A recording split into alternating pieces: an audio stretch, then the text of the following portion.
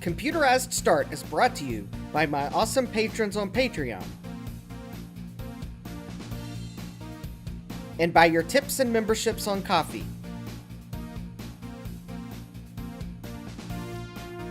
These and other channel supporters make my live streams possible.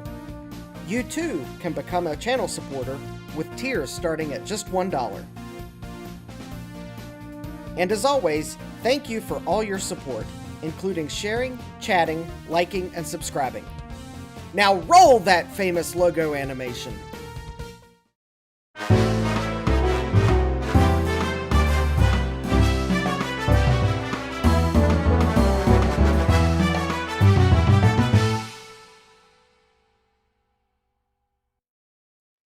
Good evening and welcome back to Computerized Start Live!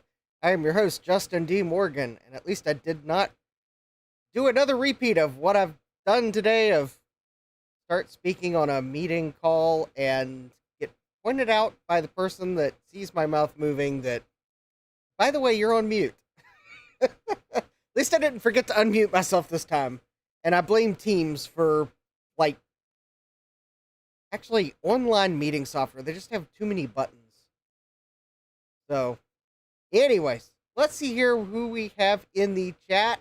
We have Jack68K. Hi, Jack. We have Sadmac356. Hi, Sadmac.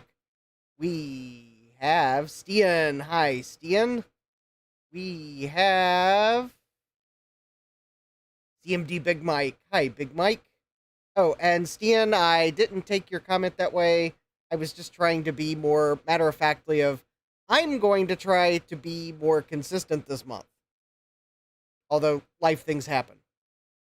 So, yes, I am interviewing for jobs. I had a phone screen today. I have an interview tomorrow. So, things might change, but I'm going to try to at least stick to the one night I'm going to stream a week this month of it being a consistent night. Although we had thunderstorms last night, so I've had to move it to tonight. But yeah, I'm going to try to stream on Mondays, and I'm really going to try to stick to Mondays. But when there's when there's thunderstorms that are affecting my internet, well, I bump the night. So anyways, let's see here. Yeah, Jack says this is the rare Tuesday I'm home. Yay! We have Joseph. Hi, Joseph. And let's see here, we have Thomas Armstrong. Hi, Thomas. Jack says, speaking of life, how is life? All right, well, yeah, as I said, I had a phone screen earlier today. I thought it went well. So we'll see if they go to the next step, which will actually be I guess a second online interview. And then they said if that went well, then they'd bring me on site. I have an interview tomorrow. So I did successfully get some dress clothes from Amazon. So anyways, that'll be tomorrow. Steven's asking, what kind of jobs are you applying for? And Jack's asking, have you decided against relocating? So, so the types of jobs I'm applying for are, mostly test engineer, like firmware, software test engineer, because that is what I do right now. However, one of the positions I've applied for, actually two of the positions I've applied for are actually development and not test. So,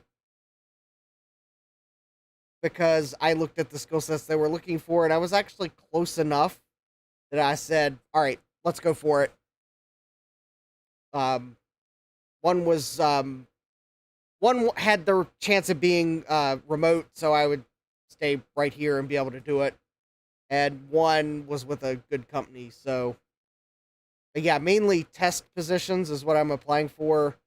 Jackson asked, have I decided against relocating? Actually, the phone screen today and the interview tomorrow are with positions I would have to relocate for. So I haven't decided against it. Stian says, we're hiring developers, headquarters in Reston, but we do have a lot of remote. How about reach out to me on Discord or email and send me a link, and I will look at the job openings. I have kind of been avoiding Northern Virginia, but then again, though, I've been avoiding Northern Virginia positions that are on site because I don't want to relocate to Northern Virginia.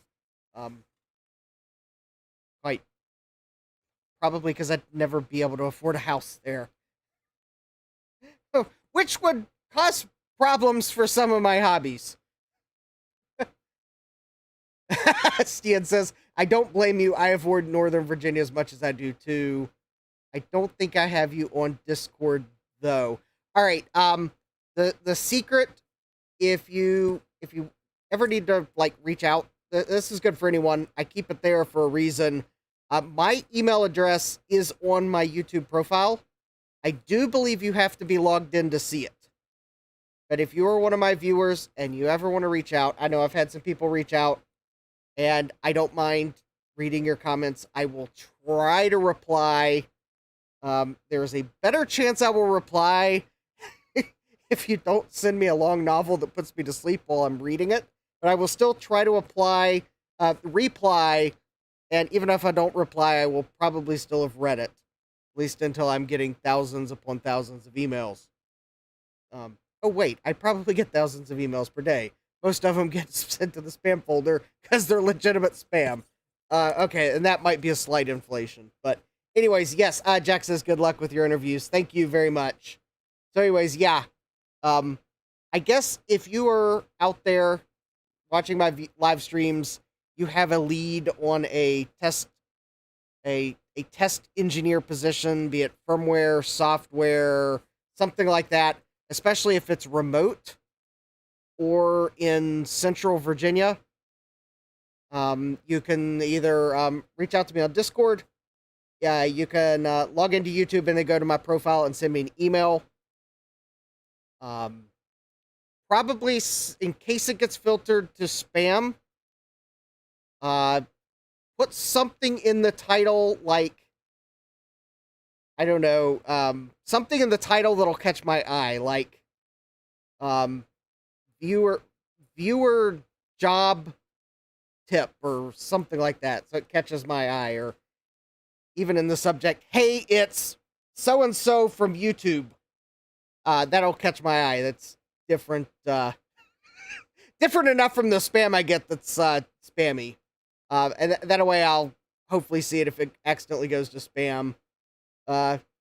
Lazy Bite Boy says, free Trident card inside. Hey, that'll get my attention. Jack says, look with @ symbols. Job untested. Yeah. All right. Stan says, good luck with interviews. I'll email you a link. Don't know if your resume is a fit, but I figured I'd mention it. Yeah. So like, reach out to me on Discord. My email's in my YouTube profile, or the third option is connect with me on LinkedIn. Please, so I know that you're not someone trying to sell me something, add a note when you send the connect request and just say, hey, it's so-and-so from YouTube, and I'll accept your request.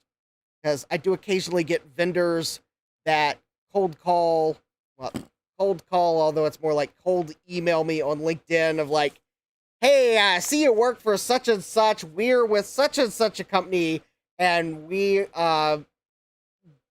do API solutions, blah, blah, blah, blah, blah, blah, blah. And I'm not insourcing. I ignore those because we probably already have a vendor for it anyways.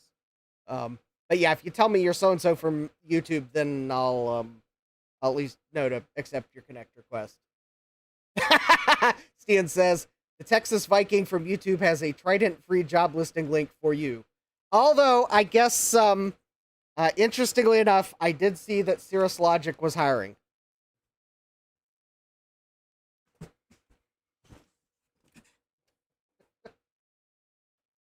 But not Trident. Anyways, all right. So with that out of the way, yes, Let's see here. Yep, Coffee Goal is in the description. There's the meter. Yep, has my funny quote from Jurassic Park there. SDN says, so which of your interviews is with Cirrus Logic? I actually haven't applied yet, but it is kind of one of those that I might convince myself to apply because it sounded interesting.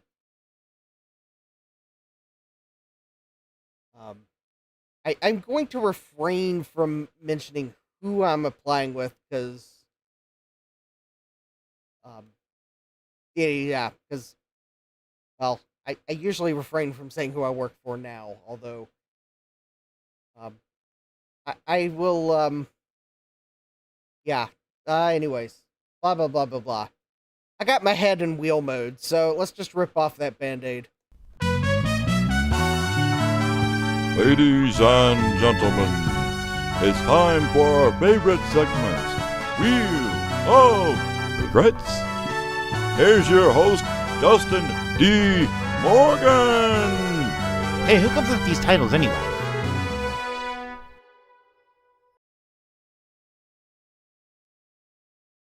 Yes, just like lots of things on my eBay watch list, some of the jobs I've saved on LinkedIn looked interesting. I don't know if I actually have all the skills they're looking for, but, well, I don't always have all the info when I buy eBay things either. Hi, we've got Jack68K, a coffee tip for computer shenanigans. All right. Eep. Thank you, Jack. Sadbeck says to Stian, the only trident involved might be chewing gum. Yeah.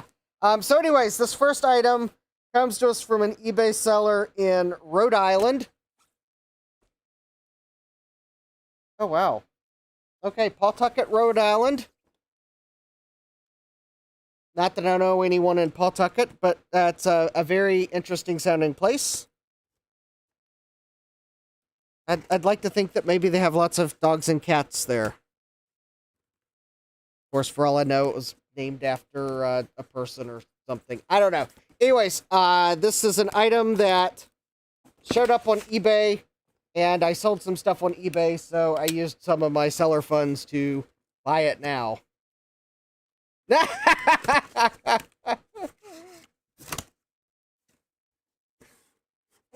Anyways, oh, look at this.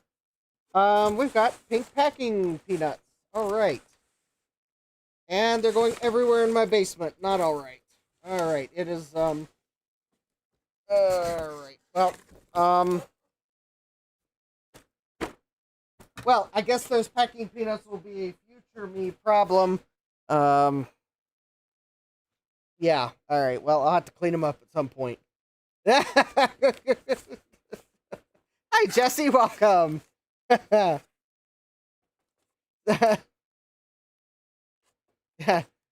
Jack was asking Stian that the Texas doesn't stand for Trident. He's like, nope, not transmit either. Yep.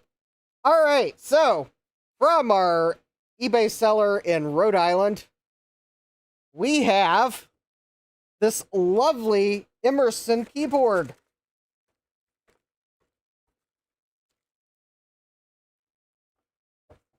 And I am not sure if this is the original box or not that it came in.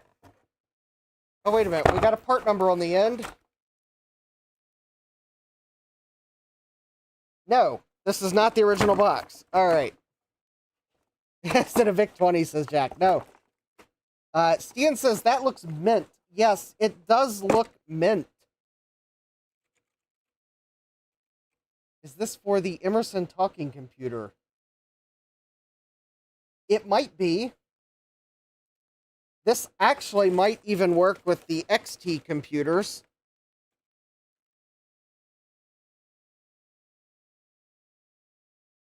But I'm not sure. This may actually not. I would have to look up this part number here.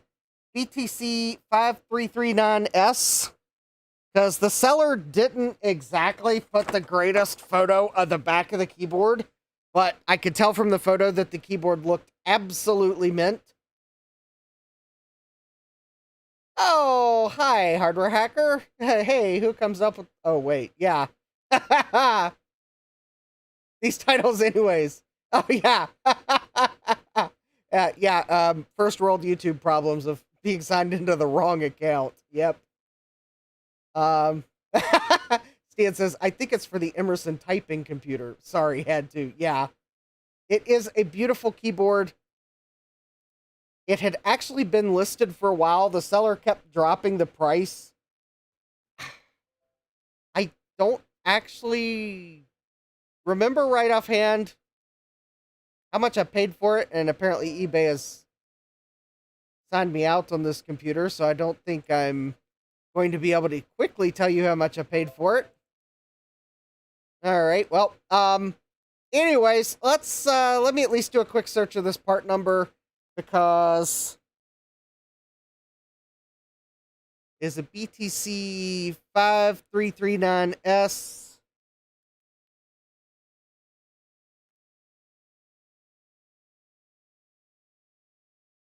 I believe this is a,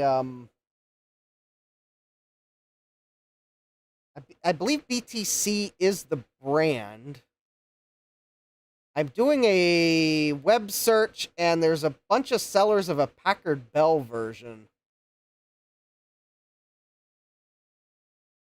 Here we go. Oh, here we go. This might actually be what I was looking for, potentially. All right, let's,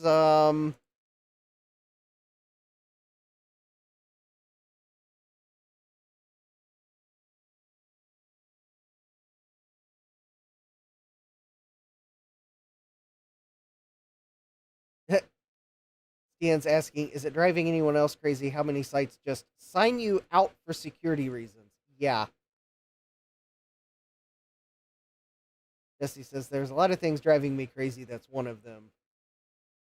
Jack says, Google won't let me stay signed on both my laptop and desktop. Here's the weird thing. Yeah, Stan says, Google won't let me stay signed into anything because I have a legacy Google Apps account and they hate us. Okay, here's the weird thing. So I seem to stay signed in on this computer to YouTube.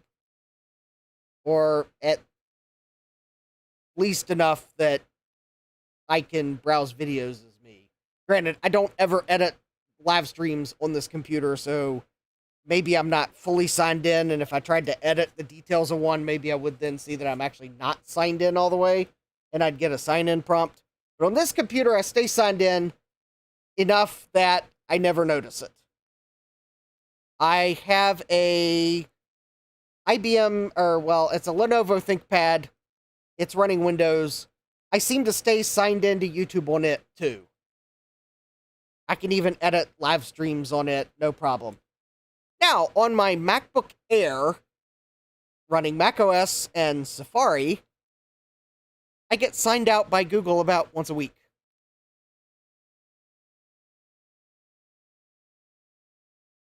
And all I can think of is I get signed out because I'm using Safari. Yeah, Chrome on Windows on my ThinkPad. X1, it's like one of those ThinkPad Carbon ones, whatever it is. Yeah, stay signed in. On this computer, on Firefox, on Windows, it stay signed in. At least enough that I can browse videos and it doesn't bother me that I'm not signed in.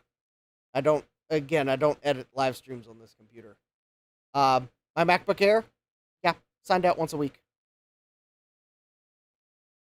Usually about the 1 day a week I want to, schedule live streams for the next week. Yep, I'm signed out already. So I have to make sure I have my phone on me so I can answer the security prompt that pops up on my phone to sign into that laptop. So, anyways, yeah, it's kind of annoying. No rhyme, no reason, except I use Chrome on one, and I'm pretty sure that's the reason I stay signed in on it. Oh, yeah, and my smart TVs, I seem to stay signed in. Or at least, I know my Fire Sticks make me tell YouTube which profile I'm using, but I stayed signed in for, practically forever It's maybe once a year I get signed out on them. But anyways. But yeah, anyways, Jesse says stealing bad ideas from Cisco. Yeah, literally.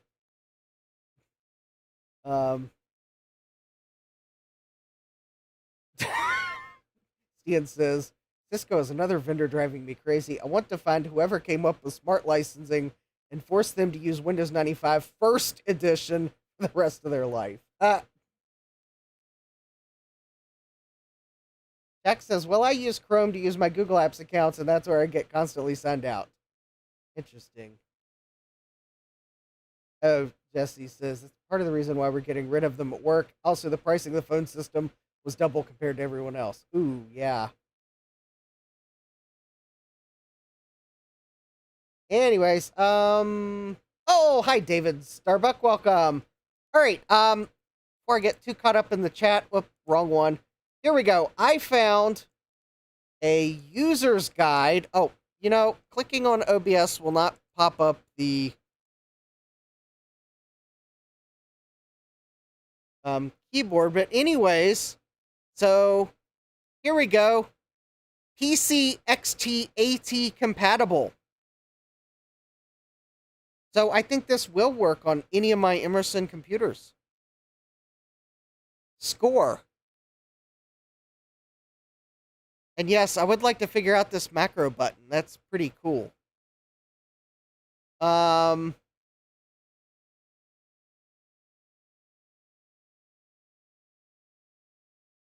that's cool. Right there's all the scan codes.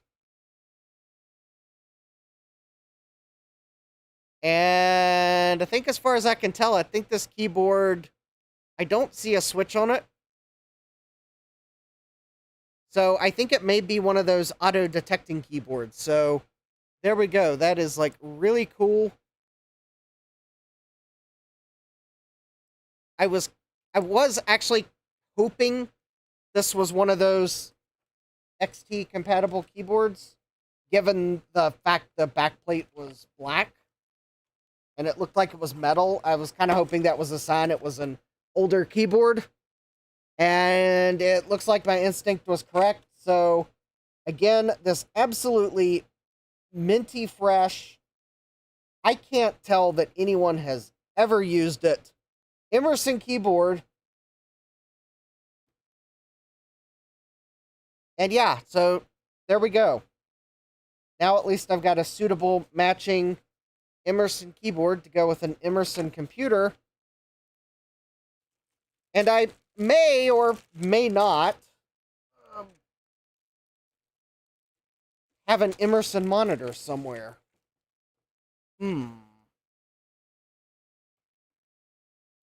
So, very cool. So, luckily, I had some seller funds where I'd sold some things, so I let myself buy a really nice example of an Emerson keyboard.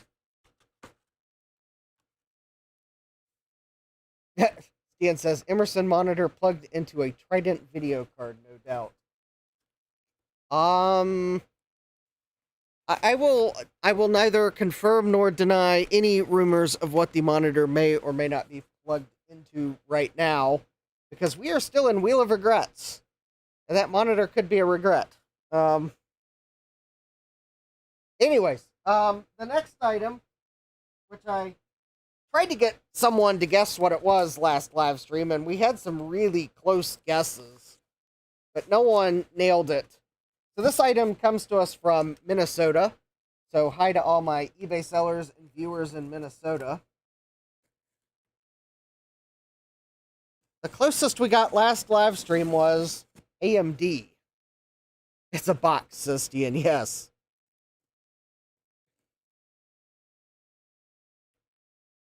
David says, I wouldn't know. I haven't owned a TV in 15 years. It's a VIC-21, says Hardware Hacker.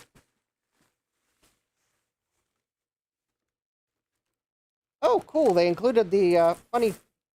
Oh, no. They sent the newspaper They already solved the crossword. Oh, well.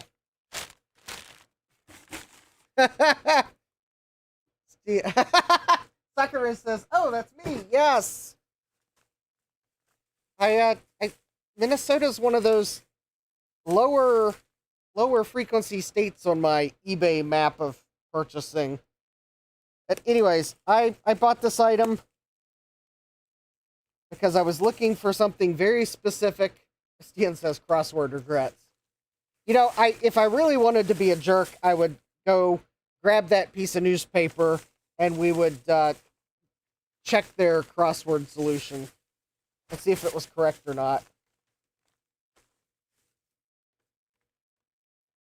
Ooh, all right. This looks really nice. I like the color. All right. So there is a reason why I used some of my seller funds to buy this.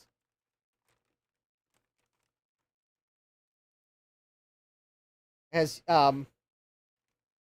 it's a very pretty PCB. You can tell through the anti-static bag that it's blue.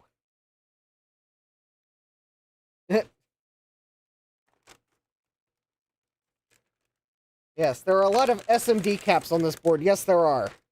Because this motherboard is like much newer than I normally purchase. As Stian says, hopefully it doesn't give you the blues. Yes. So, this is an Asus F1A75-V Pro motherboard. Jack says, why does it say dual intelligent processors 2? All right, this is what we call marketing speak. Carter Hacker says, sure is pretty. Yeah. So, I really don't know. I don't remember what this is actually referring to. I could probably go to Asus's website. I do know that dual intelligent processors is like one of their things. I think they might even have the phrase trademarked. Like, Digi plus VRM, I think, is another one of their things. Yeah, Jack says, Mem okay, you don't even need to run MemTest. It's printed right on the PCB. It's, Harder Hacker says it's time to duel. Starbucks says, David says it implies there is AI. Yeah. Anyway, I think the dual intelligent processors refers to the two microcontrollers that are on the board that control things. We'll pull up the features of this motherboard and figure out what that actually means. Yeah, Jesse says most marketing is the item that's because I'm kind of keep things family friendly. We'll put it is basically the stuff you buy at the garden center that comes in a nice bag that you spread on your flowers.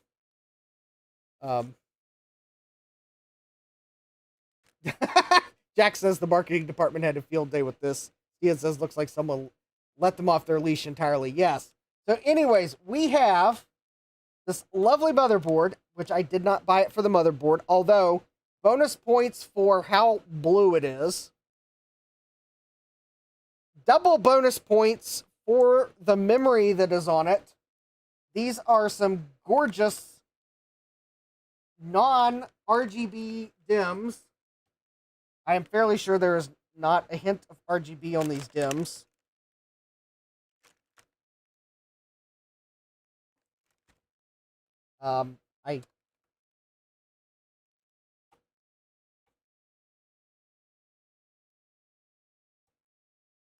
There we go. I can get one out. Yeah, matching heat sinks. Yeah. Corsair Vengeance. So this is a set of, I think it's going to be a total of 16 gigs of RAM. Because I think this is going to be two sets of 2x4 gigabyte DIMMs. So these are DDR3 1600 megahertz. David says, blue was all the rage in the 2010s. Yes, they were. Jack says it has electrostatic discharge USB. So anyways, these will be quite gorgeous in the computer case that I have to put these in that has blue headlights on it. Oh, did I just give away a feature of the computer case? Yes, I might have.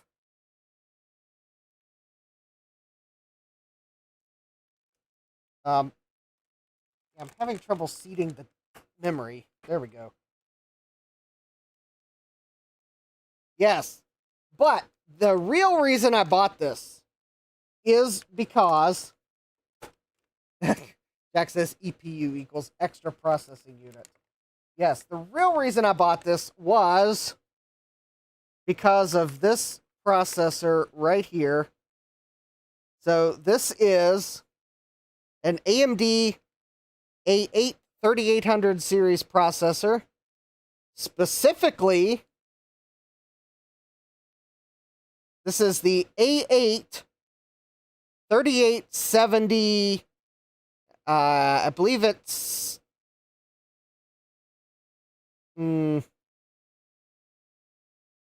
it's not the K variety. Anyways, this is the fastest processor in the family of AMD processors that were the last of the AMD processors to have 3D Now. And that is why I bought this motherboard. Is because I want to be able to compare, or at least show, the first of the AMD processors that have 3D Now, and the last of the AMD processors that have 3D Now. And this is the fastest of those processors.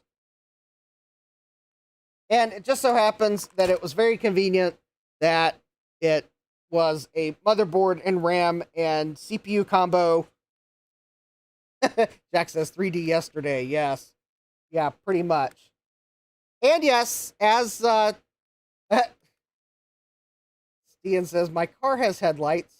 My semi truck has headlights. Never saw headlights on a computer case.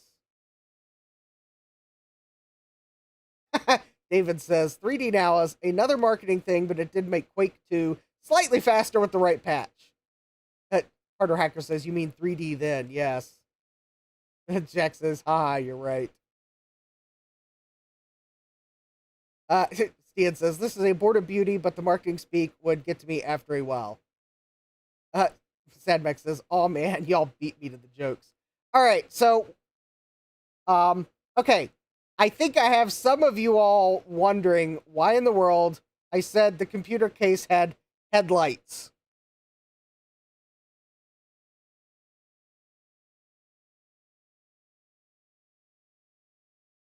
I don't know if the internet is ready for this, but anyways. All right. Let me go get the computer case that this motherboard is for. You all are probably not ready for this, so prepare yourselves.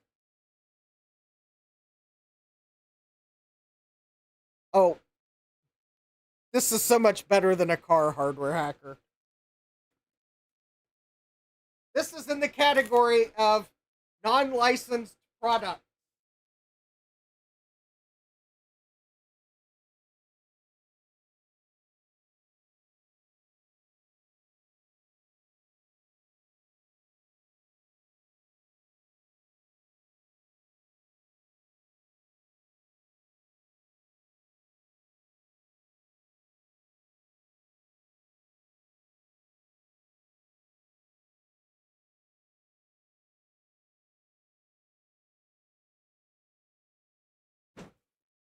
Yeah.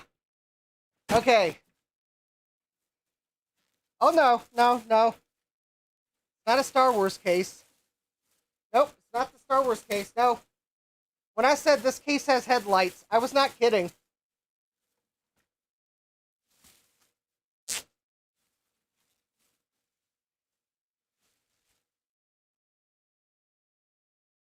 So this case I bought with my own money.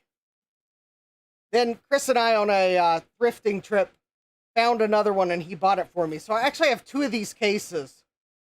But behold.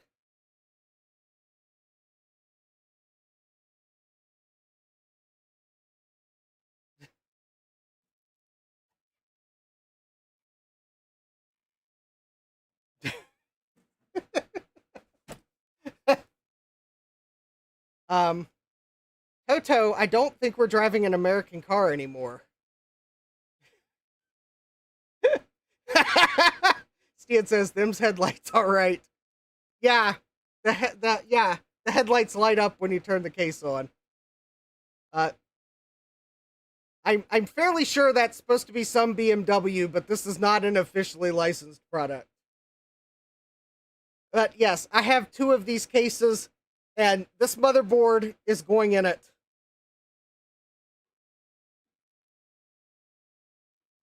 Because I can't think of anything else better to put in this case, because the LEDs on this case are blue.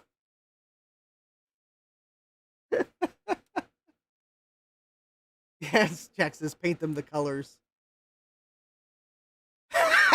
Jesse says those headlights are still more effective than what my Ford Tempo had. Stian says, I have a BMW. Yeah. Stian says, feels like a photo shoot opportunity. Yeah. Anyways, yep, this motherboard is going in one of these two cases. And you're probably wondering what I'm going to do with the other case. Well, actually, that's kind of easy. I was thinking of putting the other 3D Now computer in the other case.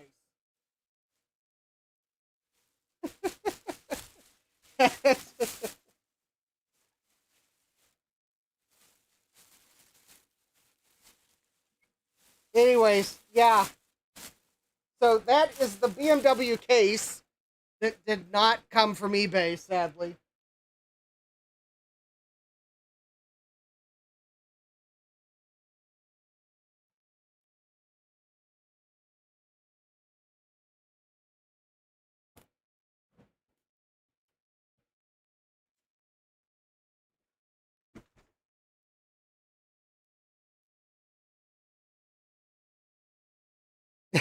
Hard Hacker says, now Plastidip with blue. Yeah. Jack says, 1980s American car headlights were like two flashlights pointed in different directions.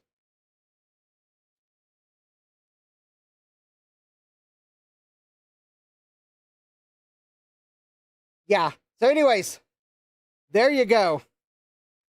That is the case that this motherboard is going in.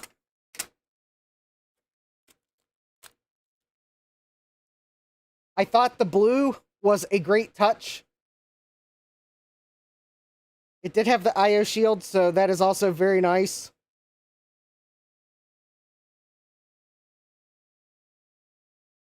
Jack says, I find it horrifying that a case with blue LEDs is beige and not black or gray.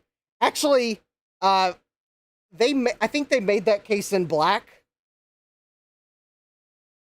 But the only surviving ones that I found are the only ones we found are the two that showed up on, well, the one that showed up on Facebook Marketplace in Northern Virginia, and I had Chris pick it up for me because the seller was basically the seller happened to be on his way home that day, so I sent Chris the $15 or whatever it was they wanted, and Chris picked up a case for me. And then, yeah, we totally found that. Happened to run into this guy while thrifting. He had a yard sale, and he had the last case, and I guess Chris was like, well, you should have more than one. And he donated the other one to the channel, so... Anyways, I will have to try to, let me see if I can find the product page real quick. It's,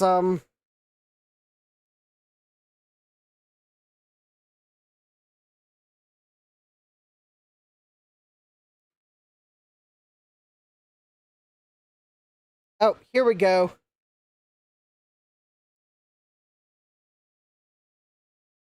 At least here's one of the product pages. All right, so it's an Apevia Xfinity, and apparently they had one that was silver. But for all of you all that are like cringing at how cringy that case is, there you go. Yes, the headlights are blue.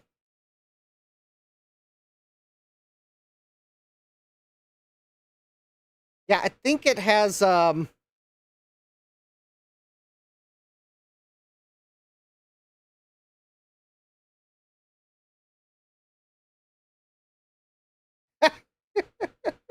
Ian says you should print a 3D Now 2 slot cover. Yeah. So anyways, there you go. Apparently it's got a thermometer.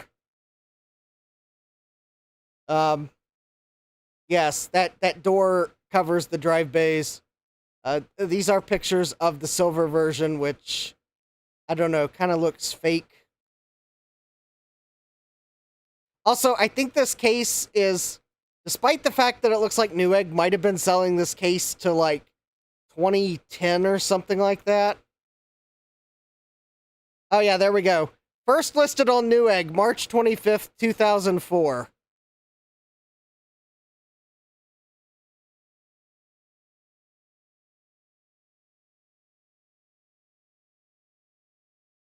Let me see if they have any of the others, because interestingly enough, they seem to still have the, well... Oh, okay. Like they took photos before the paint went on. Yeah, maybe.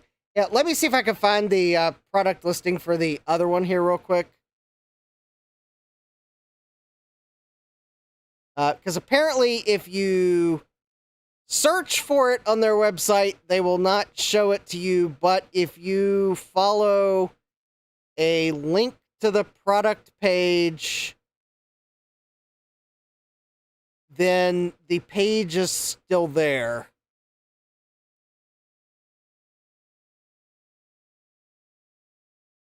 So yeah, let me see. At some point we found the link to the black case. Let me see if I can find...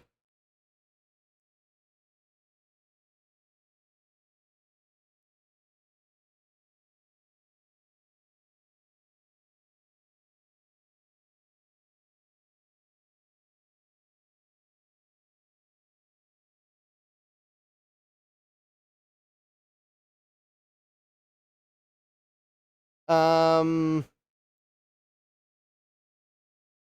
Google is really confused by the name of that case. Yeah, okay, okay, I am going to have to use DuckDuckGo. Because Google is trying to autocorrect it to Comcast Xfinity.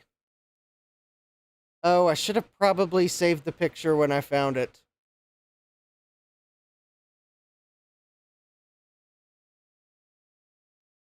Oh well. From a previous web search I did, I think I did manage to locate that that case was available in black as well. So apparently they had silver, black, and beige.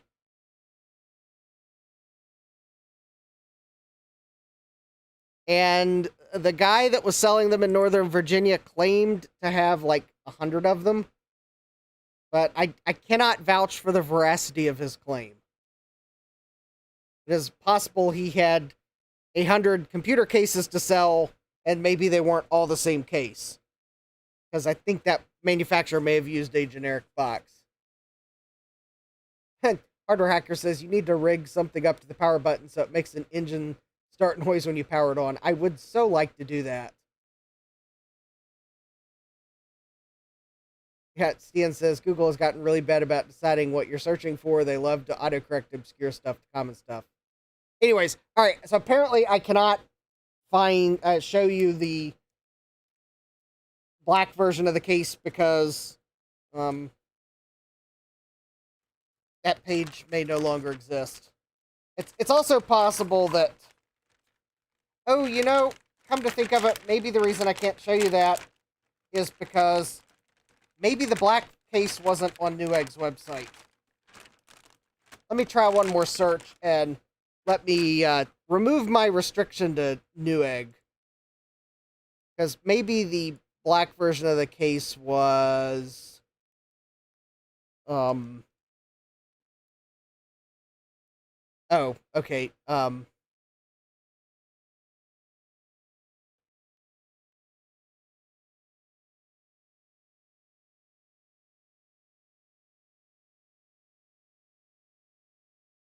Oh no. Okay. Just when you thought it couldn't get any worse.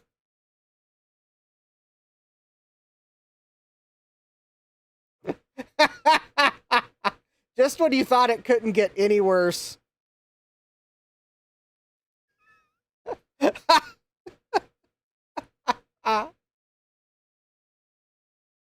There apparently was a green one. Sadback says, oh no.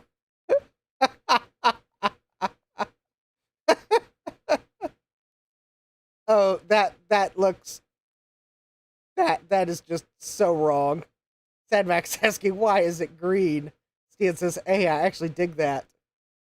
I could not tell you. I did not realize there was a... I didn't realize there was a green one. We didn't find that one.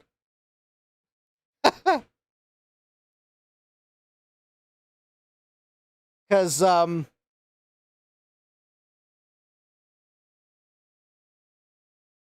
my. Oh my. There we go. There we go. There's the black one. It was on, oh, it was on Newegg, Newegg, Canada. David says, that's so terrible, it's awesome. Jack says, you need that. Sadback says, I mean, I like the green, but I'd rather paint a beige one myself. Jesse says, count on a PVA to make offensive cases.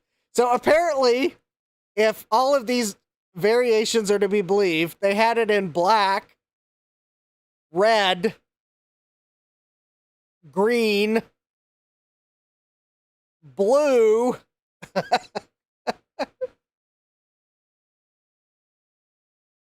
silver,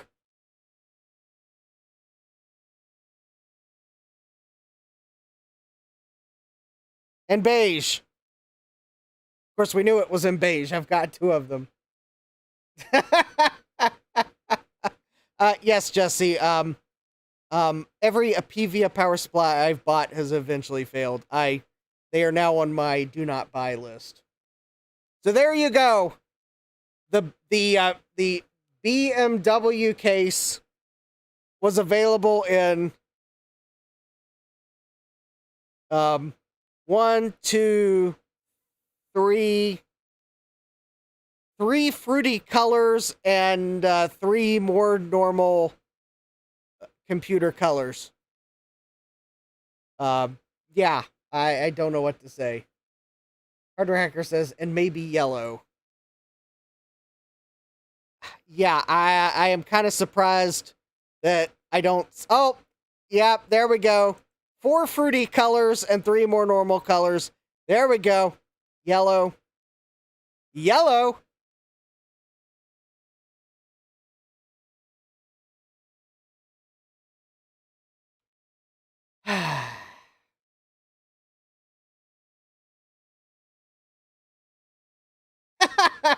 Hi, SJ Brian, welcome. SJ Brian says, great. I found an Apevia PSU at my local thrift store and gripped it up. I didn't test it yet, but it's probably a dud after hearing that. Sadback says the yellow is worse. Yeah. Yeah, I had an Apevia power supply for my bench test power supply, and no joke, I killed it with an IBM hard drive. I mean, in my defense, it was an IBM MFM hard drive that you probably really need to be wearing safety toe shoes when carrying, because it's a 5 1/4 inch full height drive, and I'm sure it would hurt if you dropped it on your foot. But also in my defense, it's not like the drive was supposedly drawing like 10 amps of power on the 12-volt rail or anything like that. It had fairly seemingly normal numbers, but yep, I killed an Apevia power supply with an IBM hard drive. Sadmex says the blue is pretty cool at least. Yeah. Anyways, Sadmex says it's just tragic accident at the highlighter factory. Anyways, yep. So there we go. That's Wheel of Regrets. We've got the Emerson keyboard that looks brand new. And we've got the motherboard, the last of the AMD processors to support 3D now. And yes, I am totally looking for a heatsink that has a blue fan. Deep Cool made some. I'm just trying to find the right Deep Cool fan that can cool enough watts. Because, boy, would the blue fan on those look really cool on this motherboard. Jesse says, I killed one with the Zotac ITX board. Lol. Yeah, I sure thought an Apevia power supply should be able to handle that. But yeah. So anyways, now my field test power supply is a, I think it's a Corsair. No, it's a thermal take. So it's still probably not the greatest power supply, but at least it's not an Apevia. I mean, it's actually probably a fine power supply. It's a lower end thermal take. Harder Hacker says there a cooling fan with the blue LED. That's my backup plan. My backup plan for that motherboard is if I can't get one of the coolers with the blue fan, where like the fan itself is, the plastic is blue, then my backup plan is a cooler that has a blue LED fan on it. That's my backup plan. Because one will color coordinate when the computer's off, the other will color coordinate when the computer is on. Because believe me, that case has so many blue LEDs, it's not even funny. It was 2004, after all. Blue LEDs had seemingly just been invented. Everyone was putting them on everything because they were the new hotness. David says, killing an Apevia power supply isn't extraordinary, it's inevitable. That is a good way to put it, yes. I think my recommendation would be, if you are buying a pre-built system, which I am not, I would, if you got to buy a pre-built system, I realize, yep, sure, we all love to build computers, but if you got to buy a pre-built system, if it has an Apevia power supply in it, you might, like, look to see if you can find another brand, because if they've stooped to using an Apevia power supply, they've probably cut a lot of other corners, too. Yes, Dean says swap the PSU, yes. I bought a pre-built system in 2020 as the only way to get some computer parts, and it had an Apevia power supply in it. In fact, that was the Apevia power supply I used as my bench test supply. It probably said something that I did not trust a computer with that power supply. So I bench tested with it, and yeah, it probably, I got as much use out of it as I probably should have expected.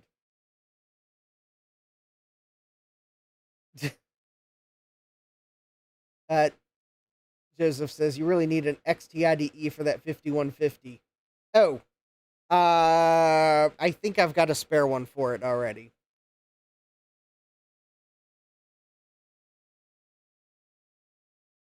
Oh, Joseph says, I love this old stuff and how it works. That said, I had to move on to a new car because it was actually a need. Keep doing what you're doing. It's fun to watch. Yes. Yes. Harder Hacker says, do you hear that, Mr. Anderson? It is the sound of inevitability. It is the sound of a dying Apevia power supply. Yeah. David says, my XP computer's case has like 234 80mm blue LED fans in it with chrome skull fan guards. It's so 2004. Yes. All right, so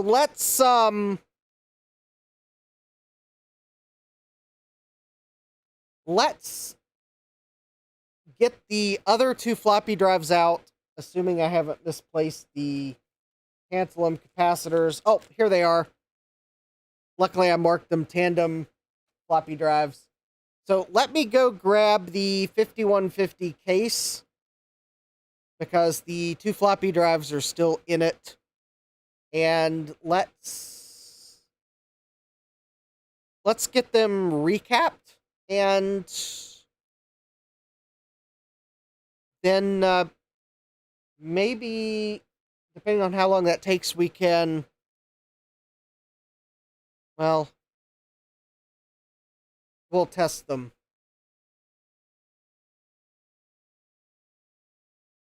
As much as I'd like to test that motherboard we got today, but I don't have a cooler that I know will fit that motherboard. Anyways, yeah, let me go grab the 5150 case. The two floppy drives that came with it are actually in the case still.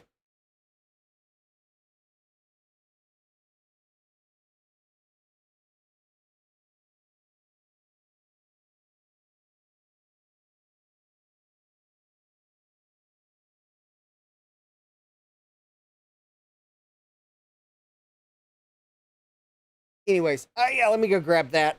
Let's see here. Unless I've got, because the funny thing is, I got like, I think 5 or 6 of those floppy drives total.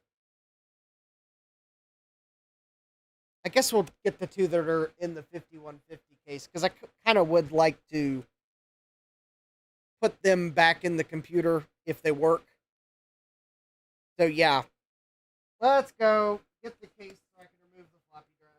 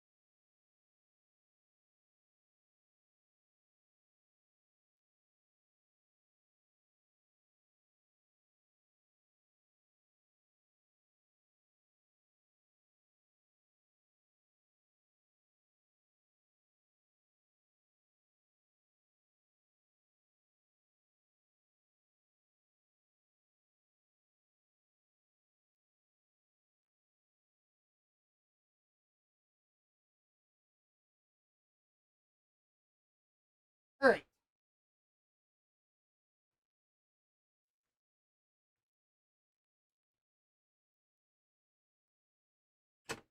Let's see if we can get these out.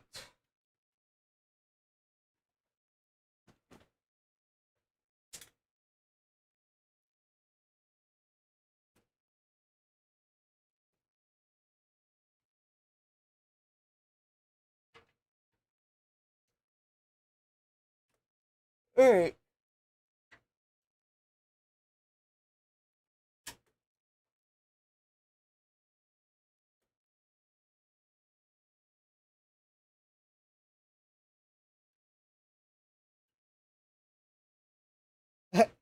Mike, oh hi Mike, welcome. Mike's Future Retro says, anyone see LGR Clint's latest video? I swear he's working to surpass the computer reset store with his new setup in his new building in his backyard.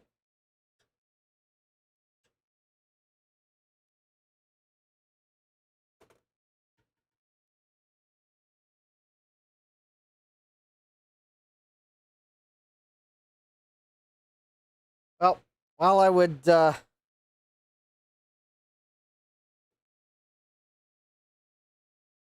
I am totally fine with having a smaller collection. Yeah, his new building is pretty big. All right, let's see if I can get these power cables out.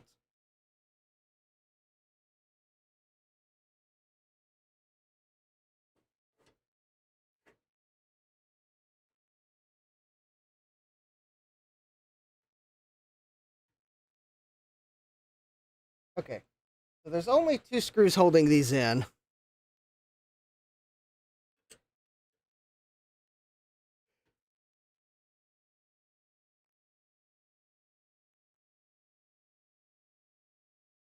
I mean, I have often wished I had some better shelves to put things on, so I may have to copy his shelf design.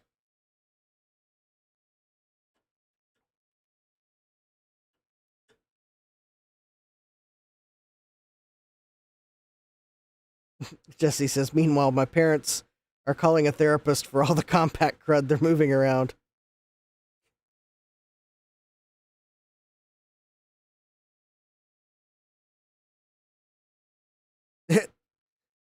Mike says, well, yeah, at what point do you need 27 Windows 95 systems? Yeah, I'm with you there, Mike.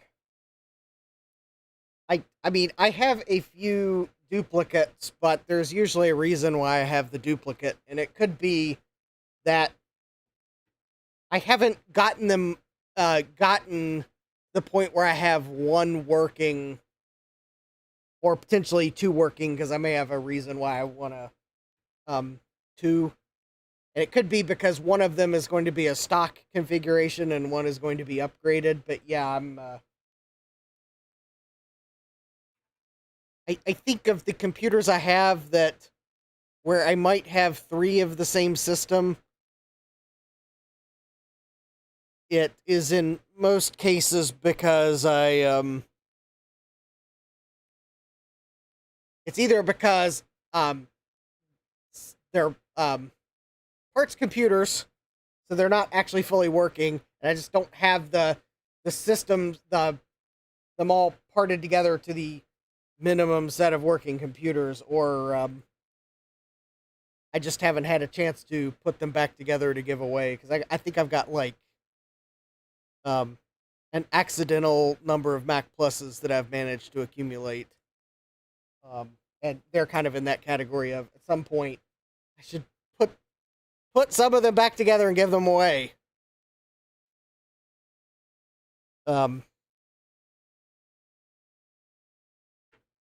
Jesse says, in seriousness, I'm downsizing once I'm fully moved out. Yeah. Stian says, I got a dozen G4s, 3 pluses. Yeah, I think I've got a reasonable number of G4s. Again, there are a couple that once I've had my fill of them, I'll probably give them away. There's some computers that like that I have because I probably took them so that they didn't get e-wasted. Or someone encouraged me to go get because they were curious about them. That at some point I'm going to give them away.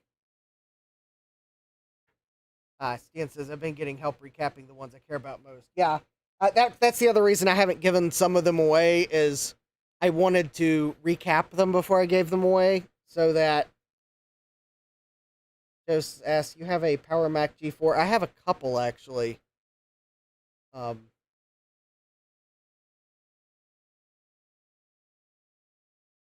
think I have like 3 or 4 in the basement. They're in the category of, yeah, once I kind of figure out what I have and what works, I probably will downsize a few of them. But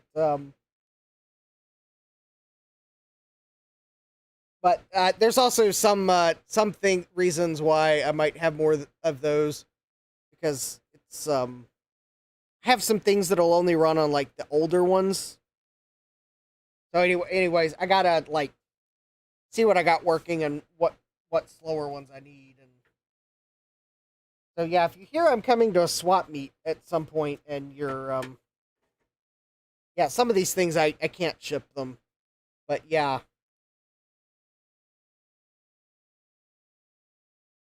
SDN says, counting those, I have 18. Oh.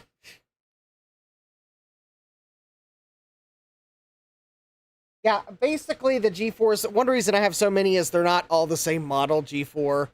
I have like a mirror drive door. I've got a mirror drive door Firewire 800. I have a Quicksilver. I think I've got a Graphite, an AGP, and a digital audio.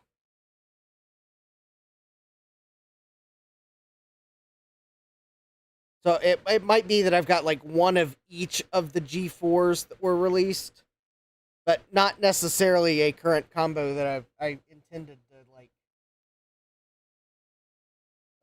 necessarily get. Again, I admit I'm trying to pull the power cables out of these floppy drives. They've been plugged in so long they are not budging, and I'm trying to see if I can.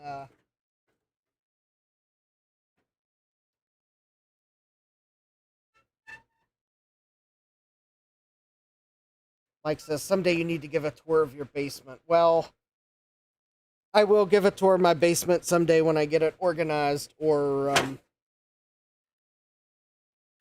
the reason I haven't given a tour of my basement is it's too messy. I have a problem, which if I do end up taking a job that requires me to relocate, I will have the problem will become a bigger problem, but a bunch of the computers I have down here that aren't like fully put back together because they're not like fully fixed. Yeah, that's going to come back to haunt me if I have to relocate. I'm going to have to. It could take me like a couple days to like put things back together to then relocate. Kind of one of those not expecting to have to relocate. I was like waiting for projects to naturally come to a conclusion to then like fully put them back together. And yeah, I'm gonna have to like put a bunch of stuff back together. Possibly. No guarantees. I mean, I might find something local. So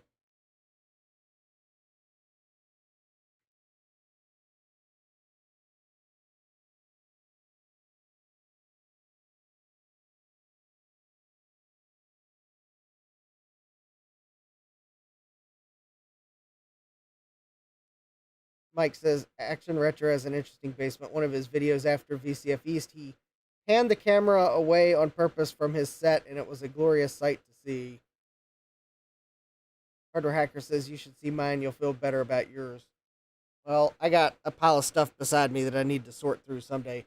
I am quickly seeing why I was delaying on working on this as long as possible, and it's because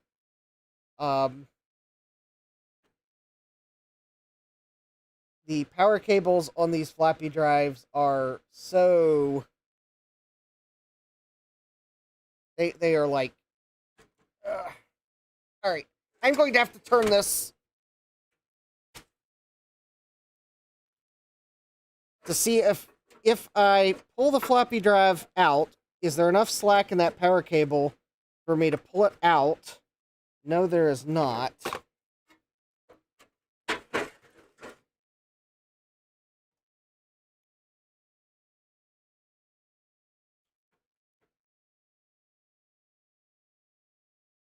Because I was going to try to turn the floppy drive upside down so I could put contact cleaner down the plug.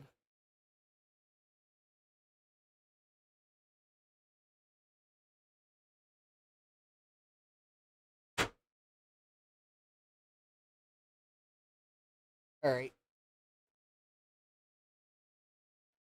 All right, let me see if I can get the power supply out.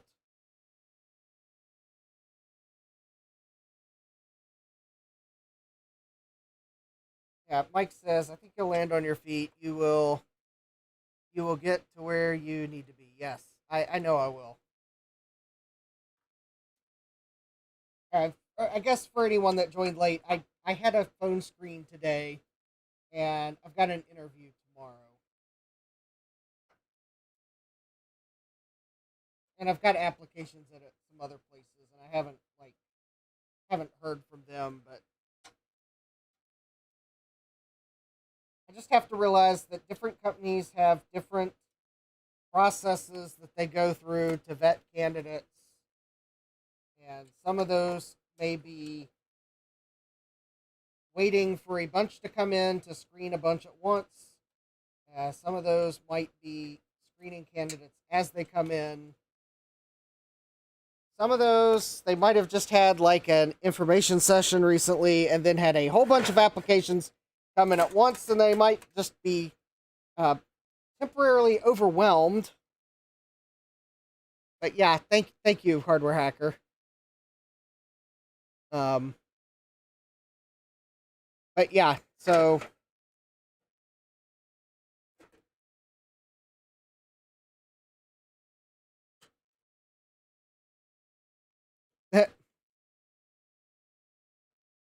oh, there we go.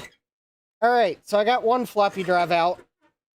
The other one is probably going to be off camera, but I think I might have just enough slack to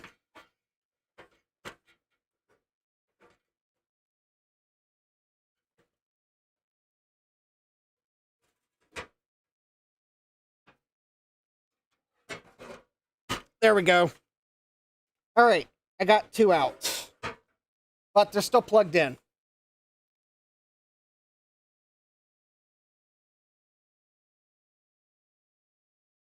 Well, I would go full-time YouTube, but currently I am nowhere close to being a big enough channel to pull that off.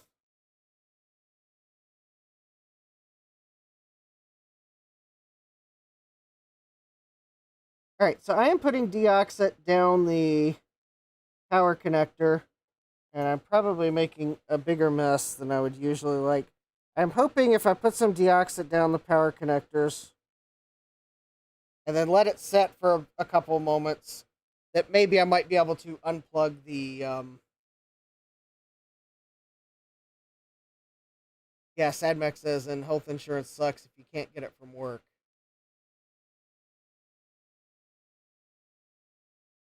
Yeah, at least I know that I'm not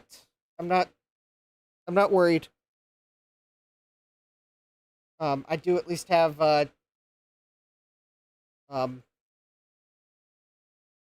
do have continuation of benefits for some period of time, so I'm not like immediately worried. It would be nice to be able to say that I got a new job that starts like the following week.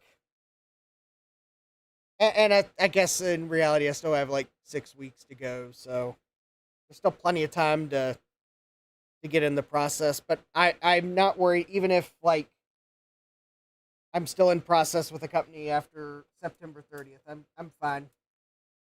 I'll be fine.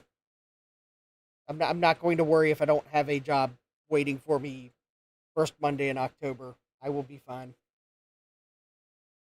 But it's also nice knowing that I already have some interviews, so that's cool.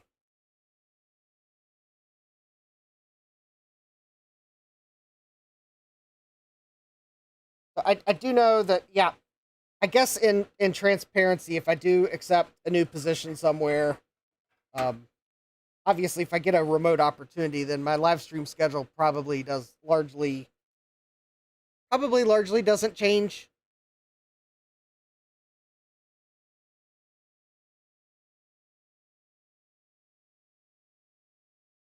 It's not like I haven't already had nights where I'm just at work later than I expect, but largely, if I find an opportunity where I can just work where I am now, then largely it doesn't change.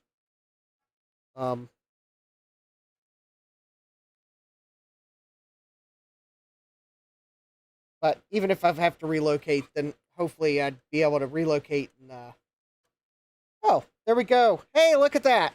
I got one of the floppy drives unplugged. Yes, thank you, SJ.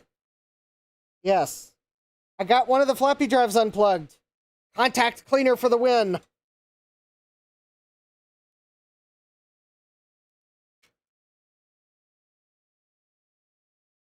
Actually, Jack, I have to admit, I'd probably prefer in person. Only because I can get, so... There we go. I got the other one unplugged. All right, we got 2 unplugged power supplies, or floppy drives.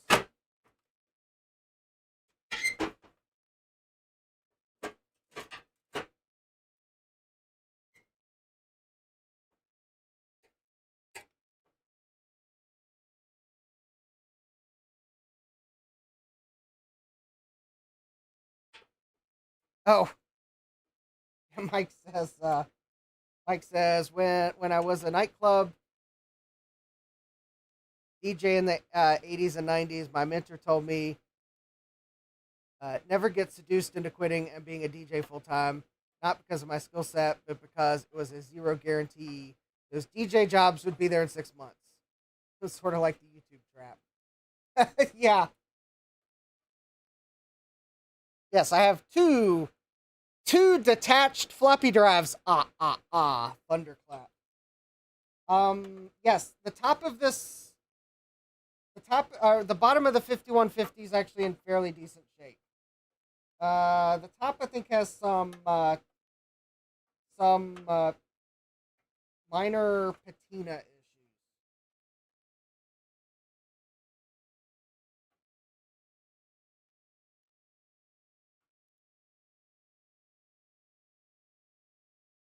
And by minor patina issues, I let me see if I can find the thumbnail for a video that that kind of probably is a succinct summary of the actual condition of the top of this case. All right, let's see here. YouTube.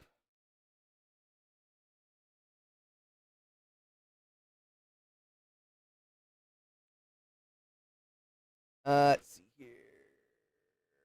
History. Oh, yeah, there we go. Let's see if I can, there we go. Open in new tab.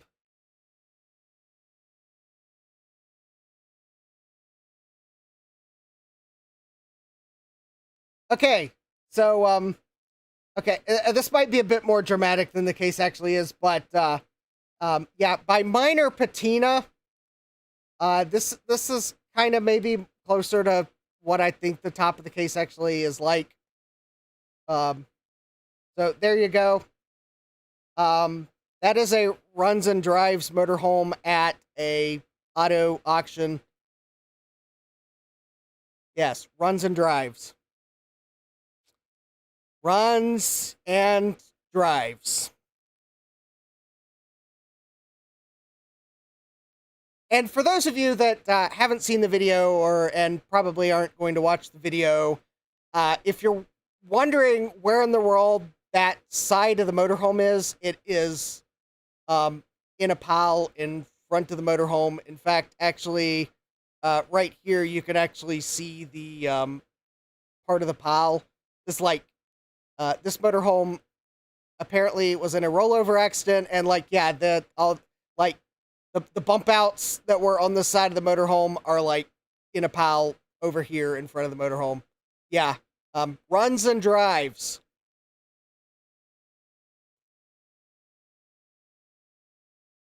That's kind of what the top of this case actually feels like that. Steven's asking, are you shopping for a motorhome? No, I'm not. No, I'm not shopping for a motorhome.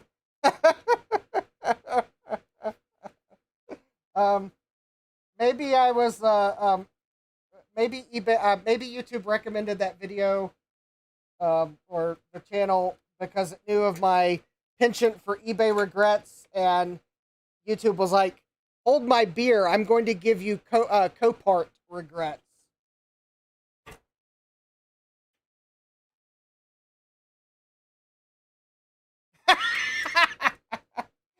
Steven says, I'm sure it runs and drives. The diesels are pretty dependable, but you may get pulled over.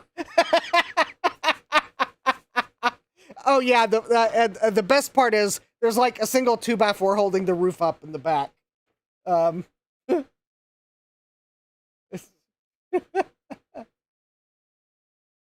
Yeah, David Starbucks says motorhomes are almost as bad as boats. Ian says 40-foot regret. Yeah, I'm not shopping for a motorhome. You don't have to worry about that. I think the guys that run that channel are funny.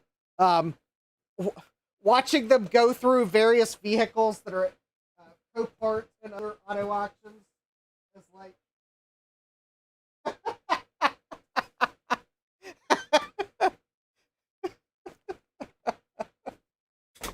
It's a good laugh watching them go through some of the vehicles they find at the auto auctions. Yeah, that one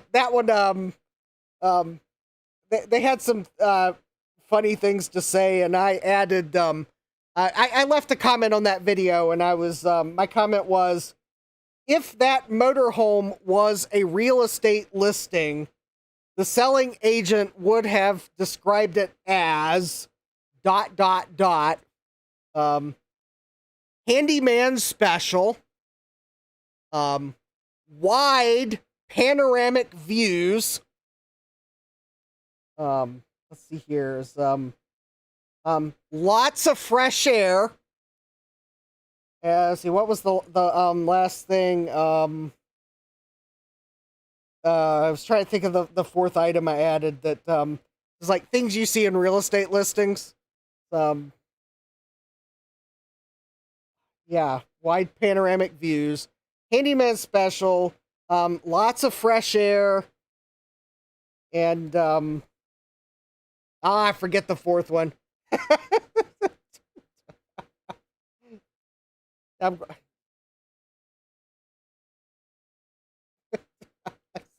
Yeah, they gave me a heart on the comment there, or no, they replied to it with a laughing. But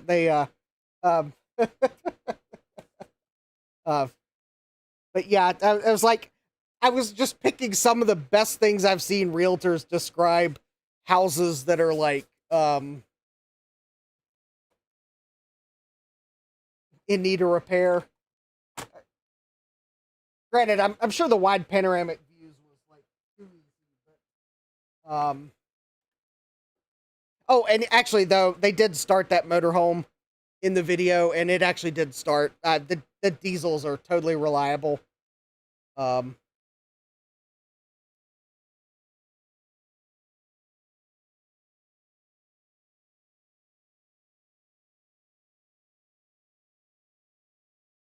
Yeah, fixer upper. Yeah, I was using real estate terms. Okay, now it's going to bug me. Oh, actually, I just realized I still have YouTube open. I can go look at my comment. Oh yeah, okay. Handyman special, gorgeous panoramic views. Master bedroom has a large wraparound window for natural ventilation, and ready for your vision. That was it. Ready for your vision. Tell me if you've looked at real estate listings, you haven't seen run across some listing that yeah, at first it's like, hey, that looks good, and you're looking at it, you're like, oh, and the realtor's throwing something like that in. Yeah, fixer upper. Jack says, ready for your vision equals piece of crap. Yeah. All right, so what we are going to do is we are going to replace the spicy pillows with less spicy pillows. While I have the drive board out, I will try to de-dust it.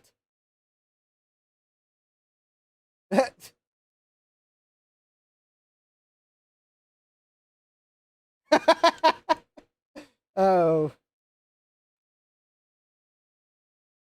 But anyways, if anyone's wondering, this is the drive that the Spicy Pillow decided to make its presence known. So we got I think we got 1, 2, 3, 4, 5, 6. 1, 2. Yeah, I think there's 6. 1, 2, 3, 4, 5, 6, 7, 8. Oh, I got one of these that has 8. That's interesting. Oh. Okay, 1, 2, 3, 4, 5. Oh, this one's got some 6, 7. And then there's an 8th one here. Oh, fun. Oh, fun. Okay. So on the first... Oh, I was zoomed out. Okay, so on the first one we did, I think it had 7.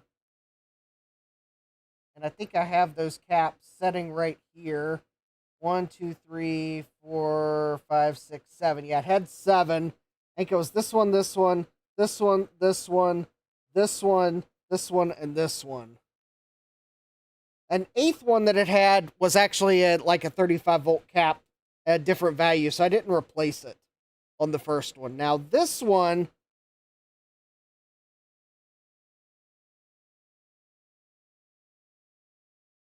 We're going to have to take a look at these smaller caps here because I'm a bit concerned.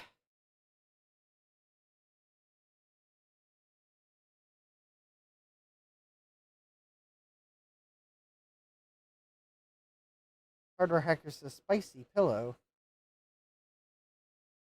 Oh yeah, that is a 4.7, 16 volt. Yeah, yes, we will definitely be replacing that Spicy Pillow.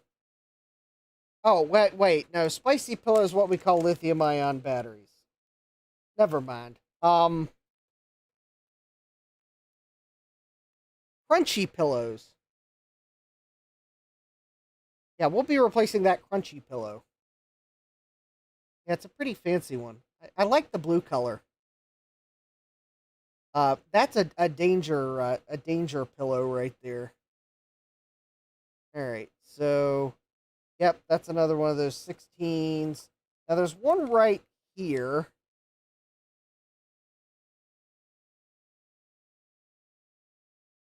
Hold on. Trying to find it.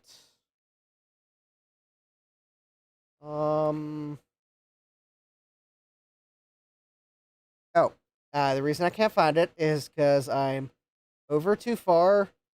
There we go. There it is. Yeah, the explodey pillows.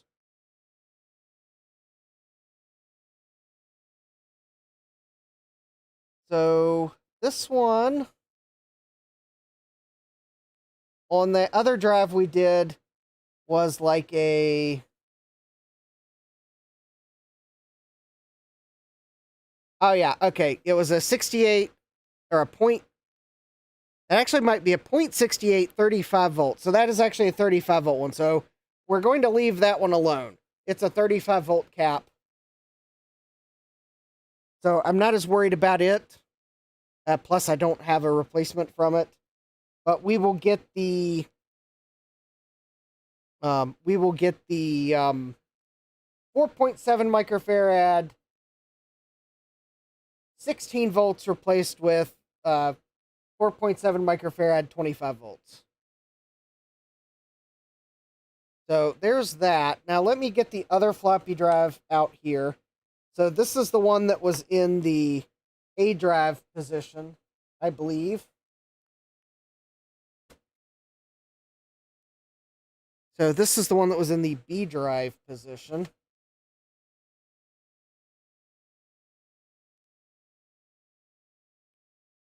It appears to be slightly different.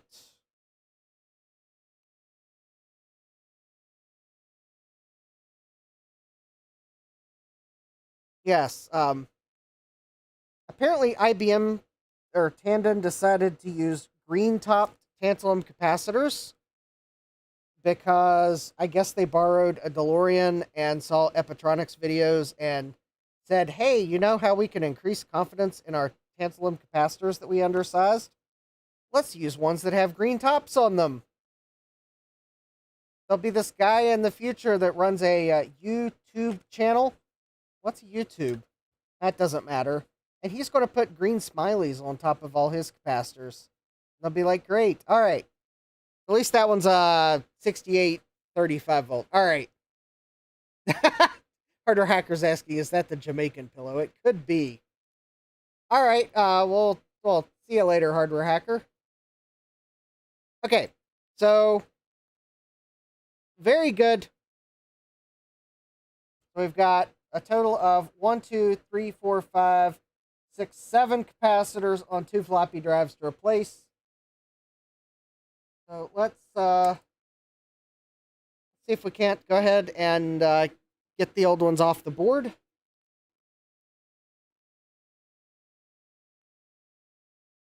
Okay, so that I am not doing some troubleshooting like Tech Tangents did on a video, as probably a 2-year-old video, I am noting that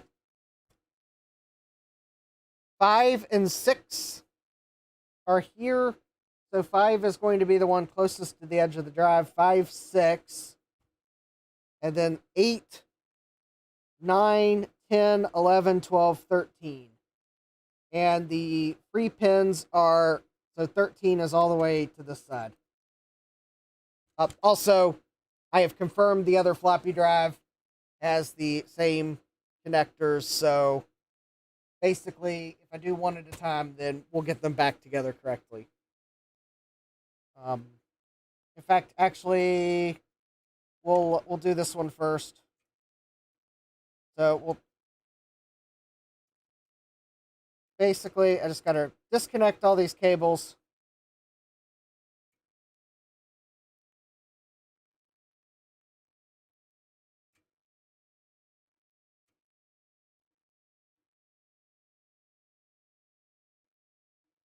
Yeah, it's not very helpful that some of the wires are the same color. Yeah. So I think it was like a year or two ago, Tech Tangents had a video where he was working on an XT, and it had a floppy drive in it that wouldn't work. And I think the root cause ended up being that someone had just plugged all the cables into the completely wrong places on the board. And somehow, despite the fact that one of those cables is actually a power cable, somehow the when he corrected all of the wires to go the correct place the drive worked, somehow nothing got blown out by having wires go to the wrong place. So anyways, there we go. Very easy to get the board out. Ew. Oh, there was a spider in here.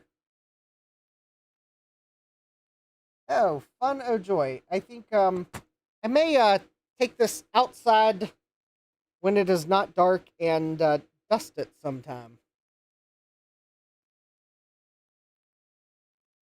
So we may yeah, Sadmax says, I remember that. I remember leaving a comment that I was expecting a PC of Theseus situation, but not the floppy drive being like that. Yeah. All right, so let's set this aside. It's going to need some more thorough cleaning, or at least me dumping the spider carcass out over top the trash can.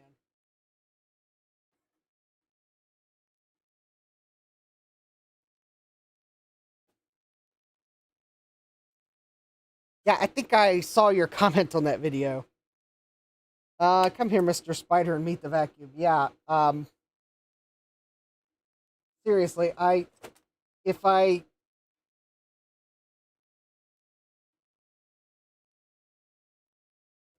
would very much like to, when I set up the new. Well, I got to build the new workbench.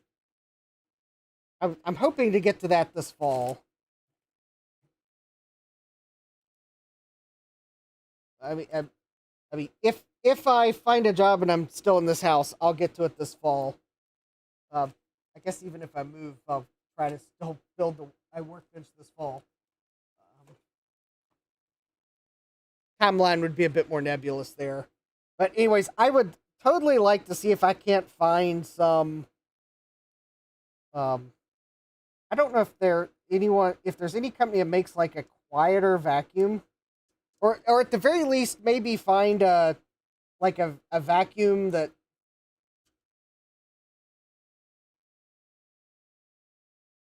I could maybe have a hose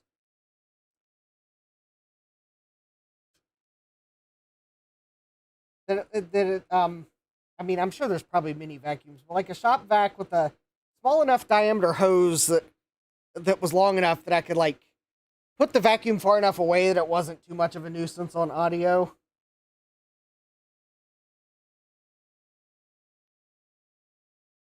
And maybe more importantly, was on a different circuit, so I didn't have to worry about accidentally tripping a circuit breaker by running the vacuum while trying to stream.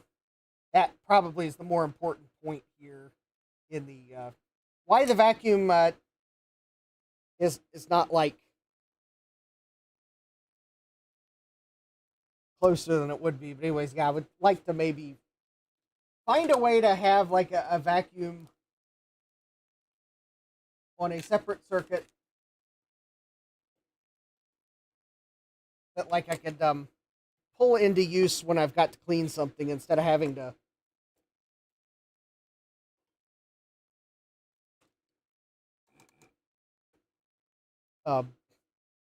wait until it's light and take it outside.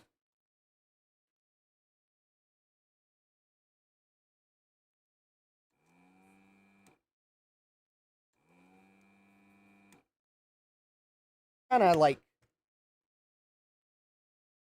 oh, I'm gonna have to go look at these photos Stian shared of his bus. All right, so there we go.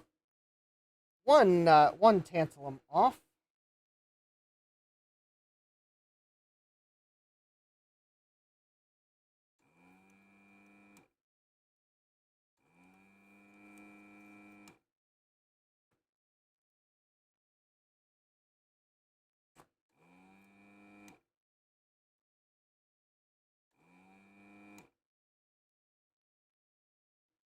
All right. Very good. There's two out. Jack says, my house has a central vacuum system of all the weird things.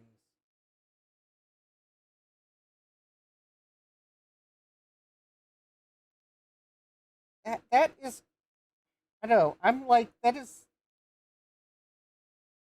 definitely a weird thing that houses have had.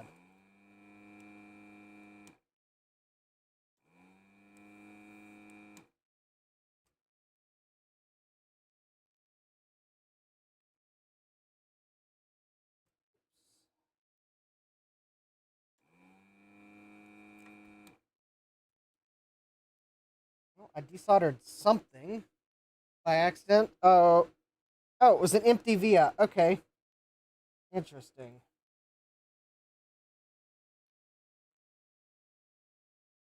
Kind of one of those things. I don't know when central vacuums became a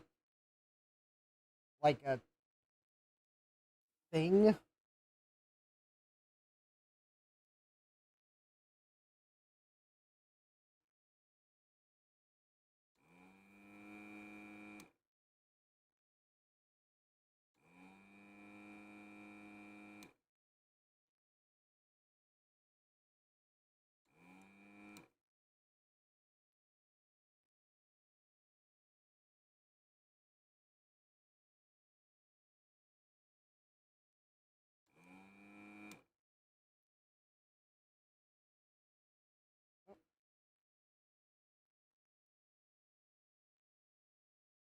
Hold on. Oh, that's not completely out yet.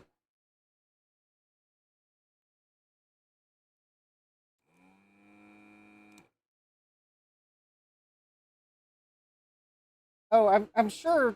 I'm not saying that central vacuums aren't handy. I've never actually used one myself. I've never lived in a house that had one.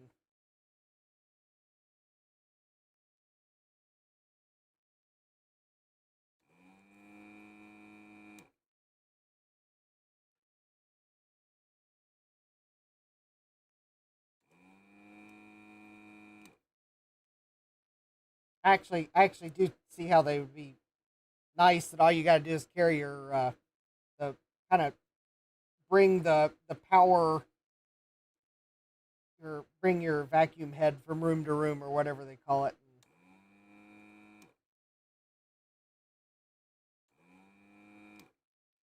Instead of having to drag the whole vacuum from room to room.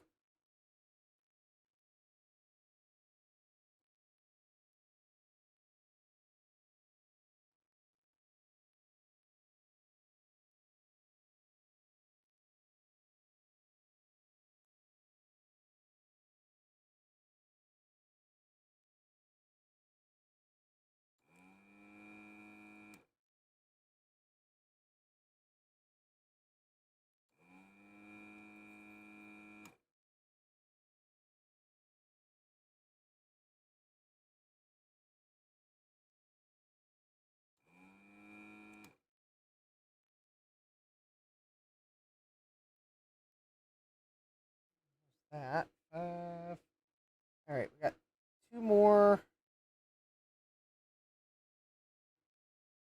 Wait a minute. One, two, three. Oh, just one more.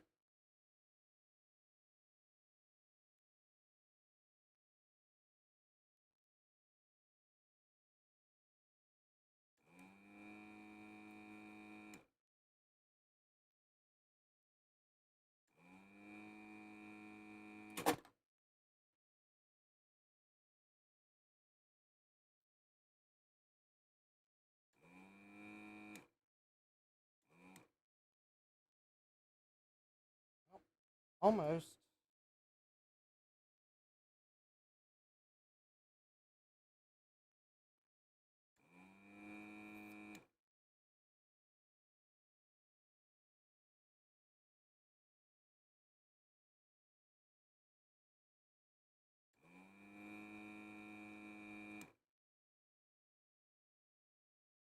Well, interesting. 6 came out without a problem, and 1 is being a bit stubborn.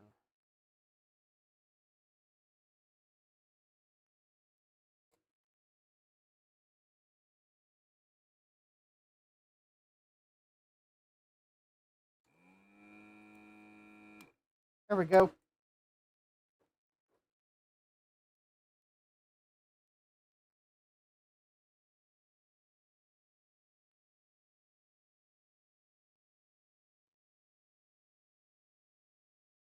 Oh, I think this drive has a bodge, I just noticed.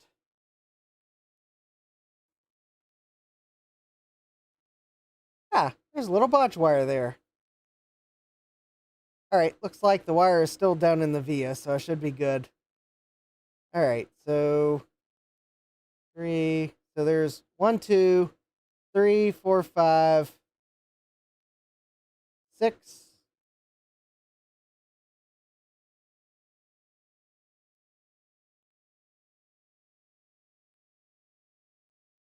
Oh, yeah, 6 and 7.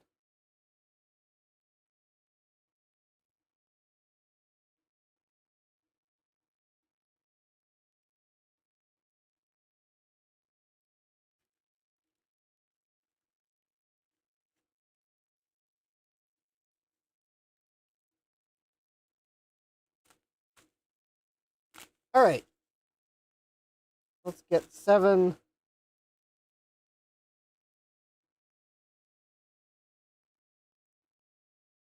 1, 2, 3, 4, 5, 6, 7.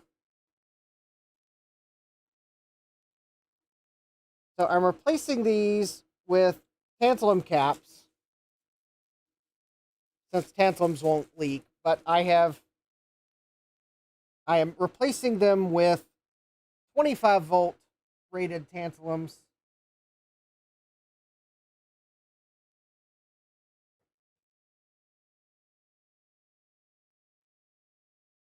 So that hopefully they will not throw a temper tantalum in the future.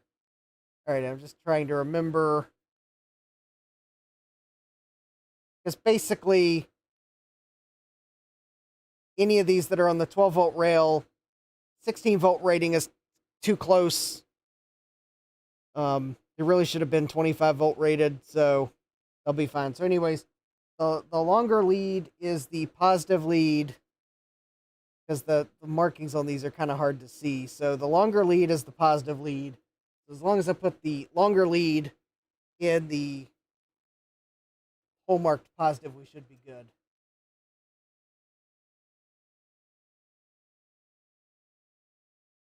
There we go. 1, 2.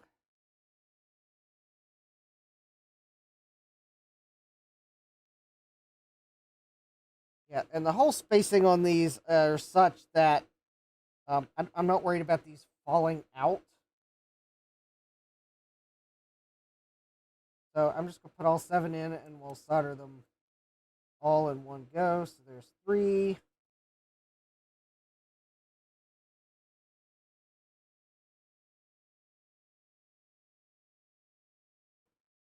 4.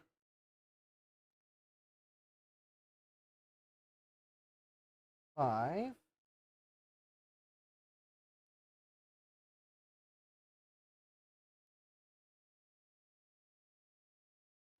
6.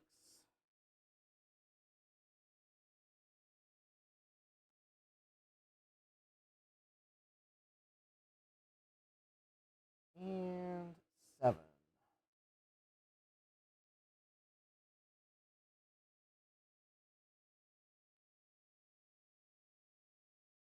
So there we go. There's our 7 new caps in, and we'll go ahead and solder those in. Yeah, 7 new little caps. Since Hardware Hacker had to go for mod duties on another channel.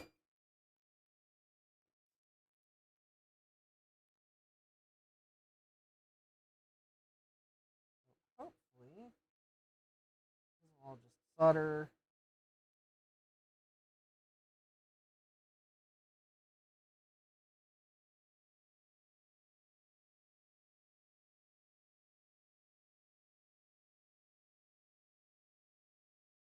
Four.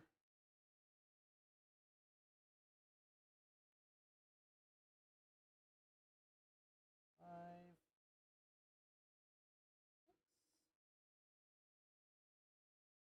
7. 8. 9. 10. Turn the fan on for 11.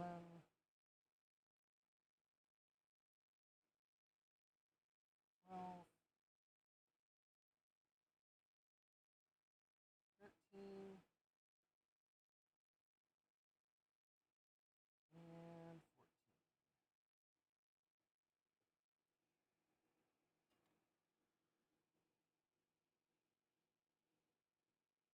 14. Okay. There we go. Looking at the capacitors, they all look good. We'll then clip the leads.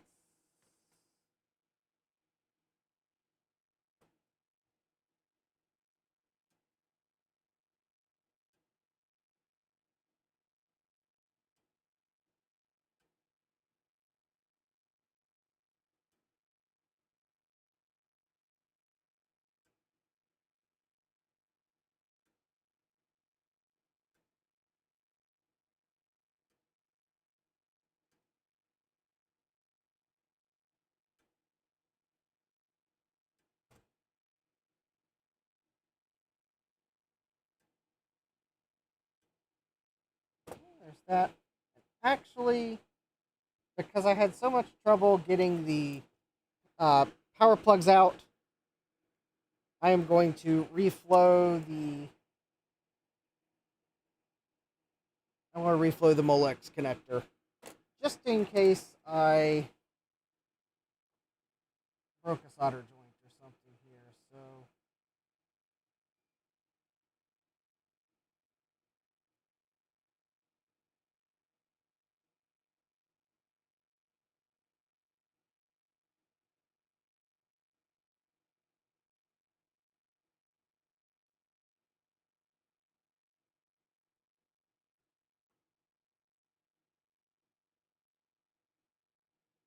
Guess I could.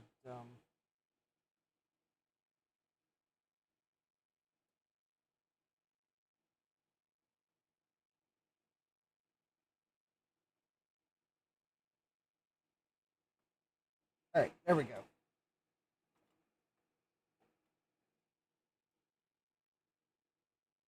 That looks good. All right, let's clean that off now. Oh, let me guess. Oh yeah, I took the isopropyl alcohol upstairs to clean floppy drive heads. Let's see here. Do I have another? Let me see if I got another bottle of isopropyl alcohol down here. At least get the flux off the board.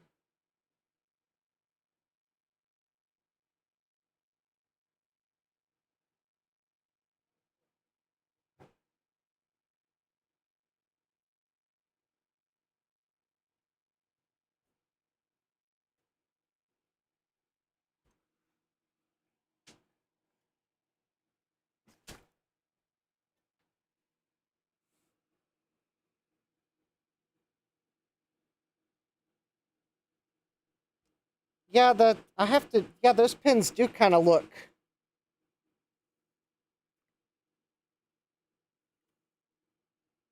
They do kind of look hand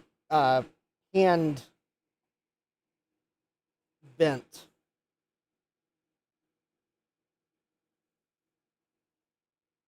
And I don't know if that's because they are, or if just they weren't really designed to unplug the connectors from them.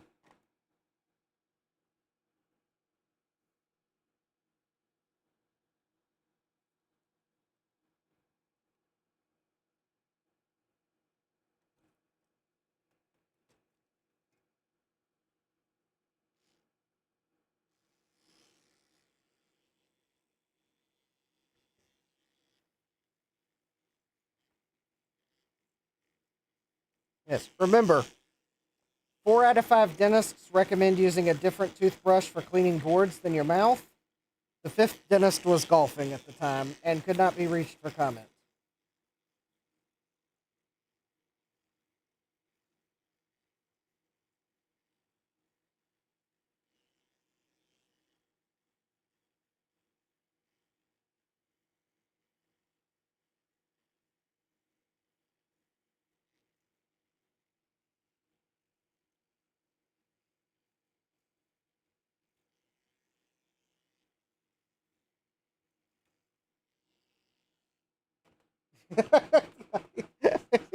And Max laughing at the 5th dentist was golfing.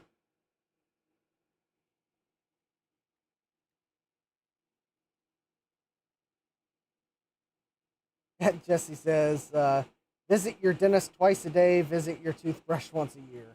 Yeah.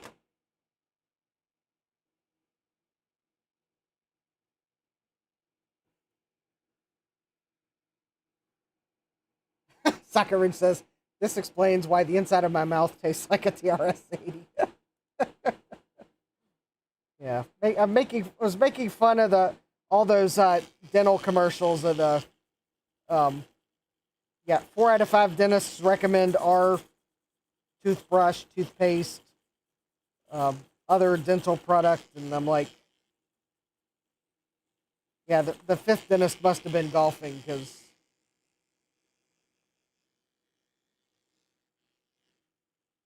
Or the 5th dentist declined to take a paid endorsement.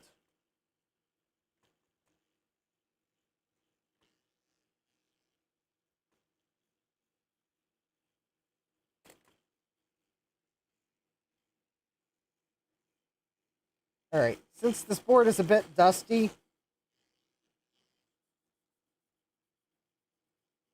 and it would be super obvious that I only cleaned where there was flux from replacing capacitors, I'll just kind of give this board a quick pass over the whole thing. And one more pass over the new solder joints. There we go.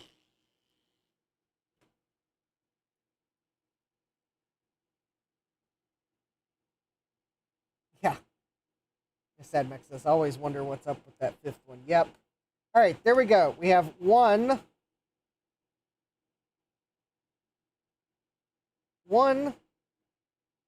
recapped hand-in drive.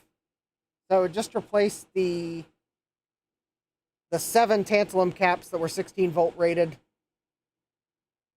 The one we left is a 35-volt one.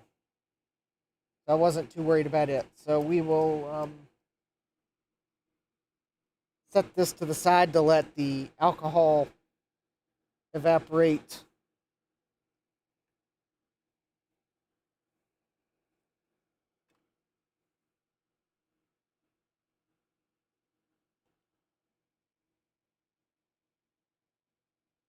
Let me see if I can go dump this spider in the trash can. And then we can maybe clean the rest of the floppy drive. And then we'll get to the other one.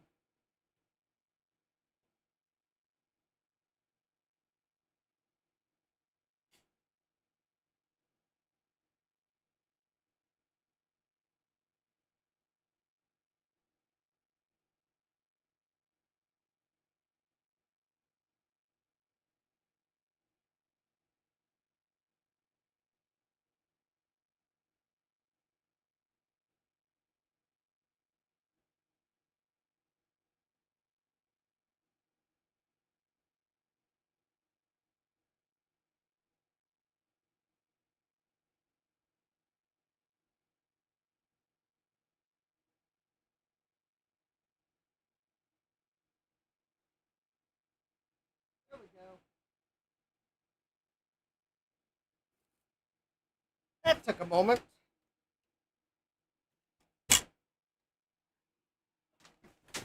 That spider was caught up in the spider web.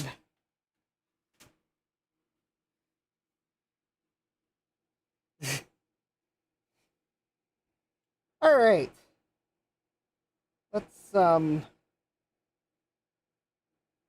mean, overall this drive isn't like too bad now that I got the spiders out of it.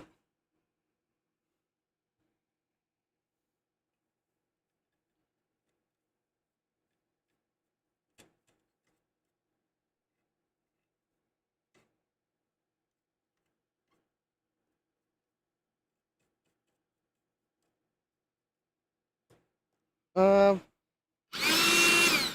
good. I'm going to dust this thing a little more. So I'll mute so that you don't have to listen to the unpleasant noises.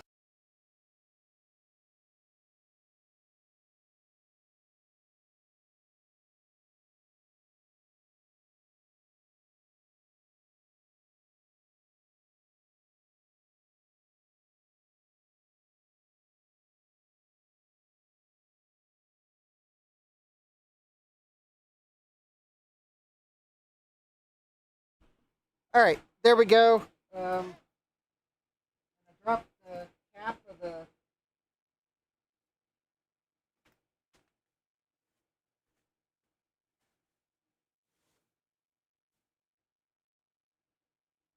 There we go. All right. Oh, my chair got caught up in some random cable. There we go.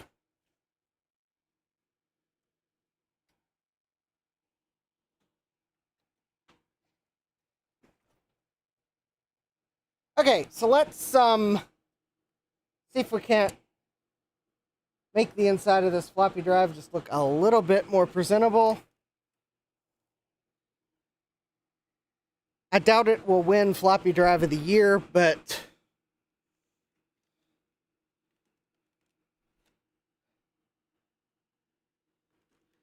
At least maybe we won't get sued by Marvel for trademark infringement.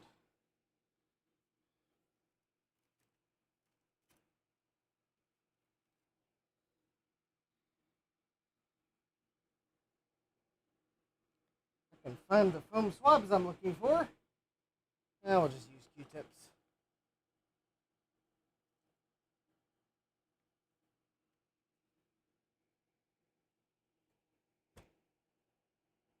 Yeah, there were a few, oh,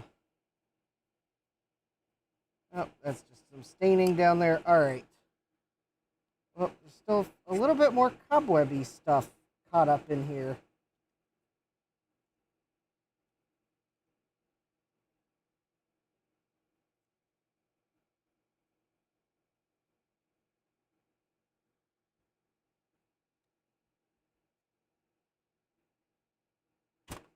All right.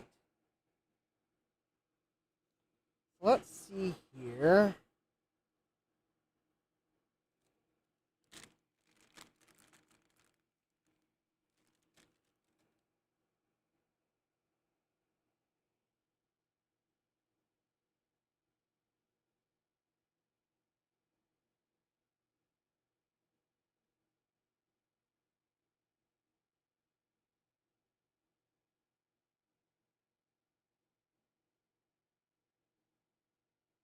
All right, there we go. Got the heads cleaned off a little. I'll probably put the cleaning disc to work on this. Here, I should probably clean the old lubricant off the rails.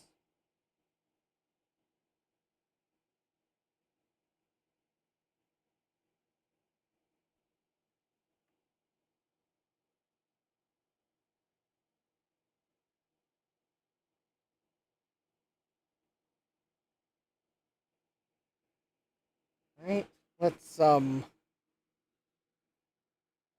now I am going to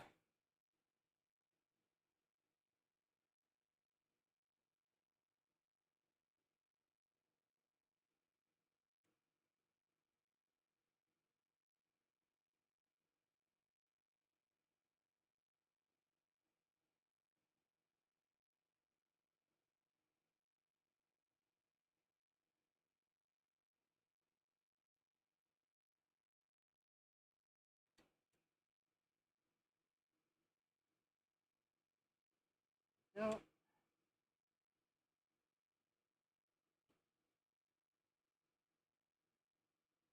Ooh.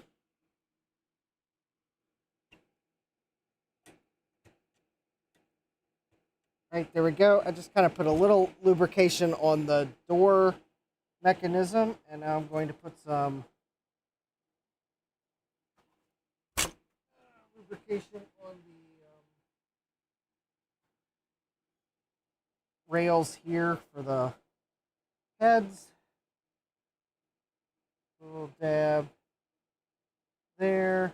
I'll put a little dab. I'm going to put a little dab on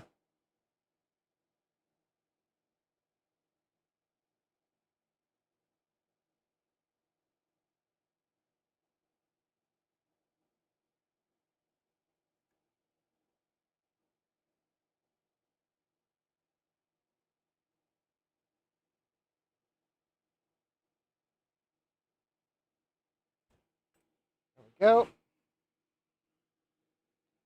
Oh, hi, Dave's Vintage Apple Tech. Welcome.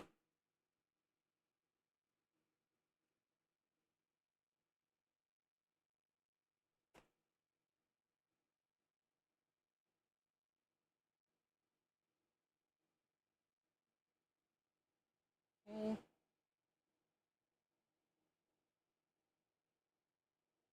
Spread this out.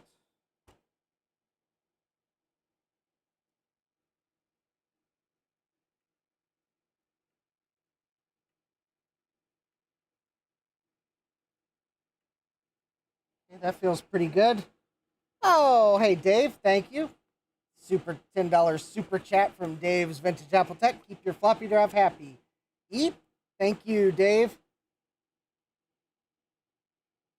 Oh, it looks like we got another one from Dave. Thank you, Dave. Eep. Yes. All right.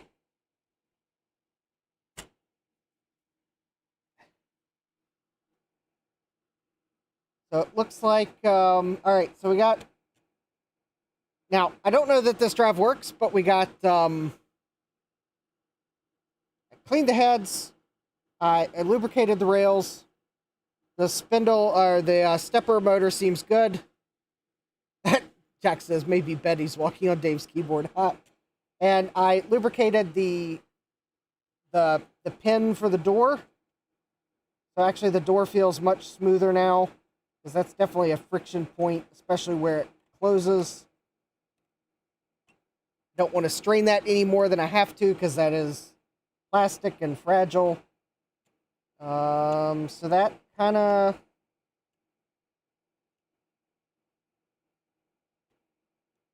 Yeah, I guess that's probably it until we actually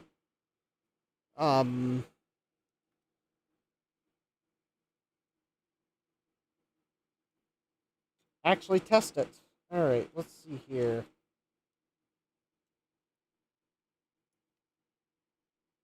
Let's go ahead and put the metal shield back on.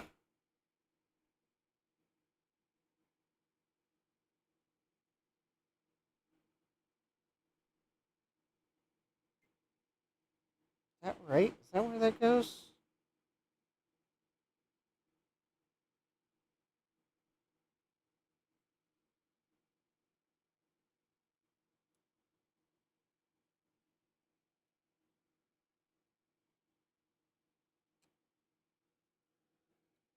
All right.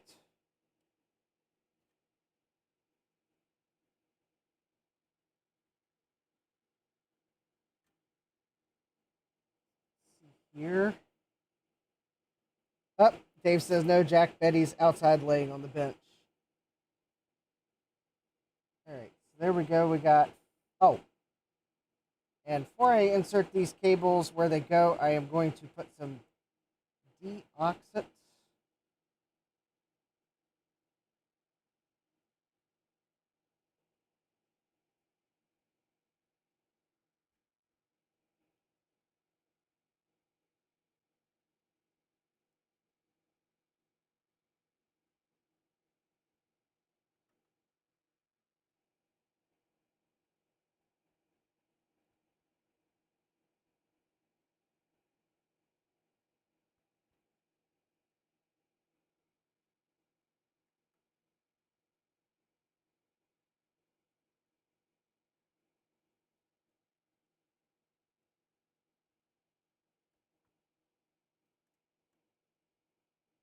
All right, there we go. Yeah, Jack says good luck connecting those cables. Yes, if we did them like some random person, then we would completely ignore the way they were put together and just randomly mash them in places. The heads would be plugged in like clear on the other side of the drive.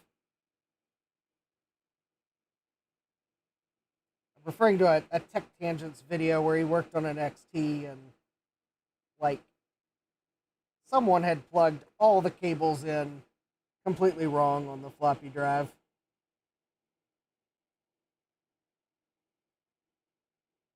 There we go, 5 and 6.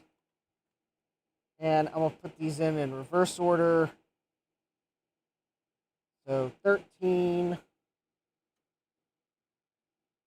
12,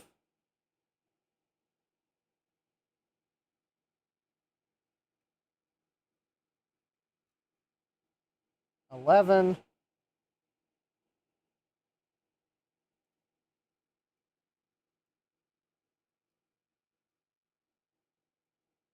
10,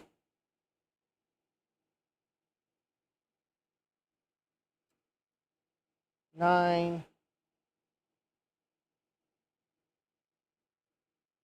and 8.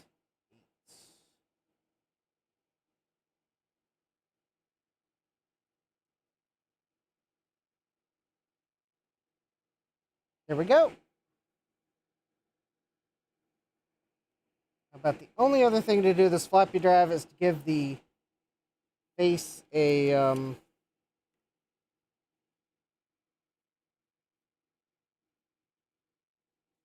bit of a clean because it is kind of grungy.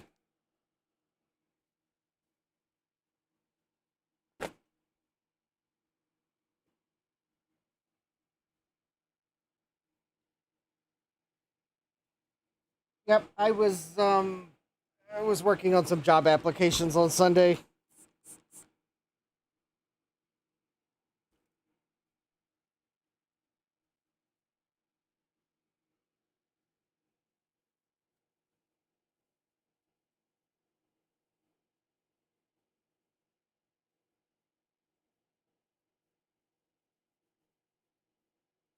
There we go.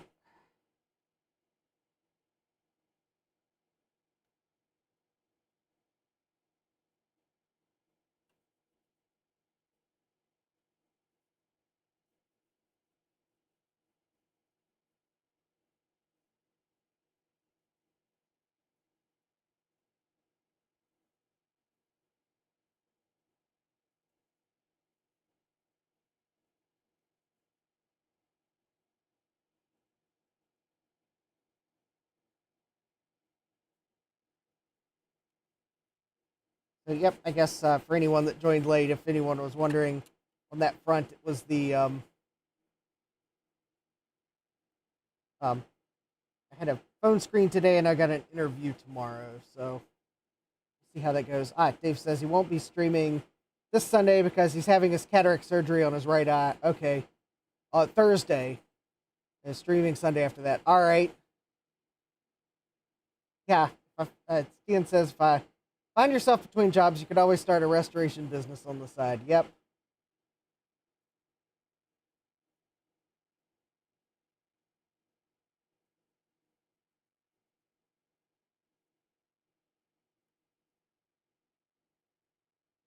There we go. That looks pretty good. I mean, if it wasn't for the fact that I pulled that huge spider carcass out of this drive, I would have, and the fact that there's still a few lingering little spider webs in it, I'd probably never imagined there was a spider web in it and spiders.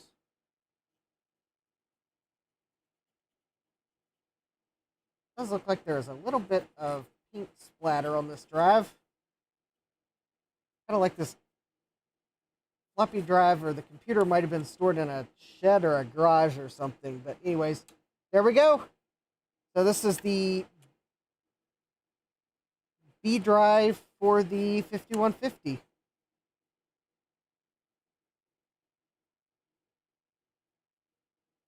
Oh, Jack's asking, am I still working at my old job? Yeah. I I am still working at my old job. Um the layoff date isn't till September 30th.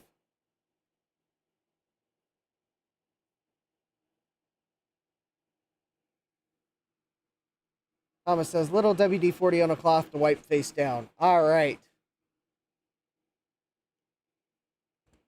So yeah, I'm at the moment I'm still working.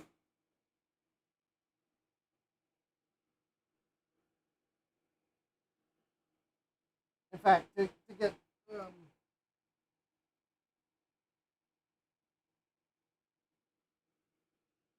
yeah. So anyways,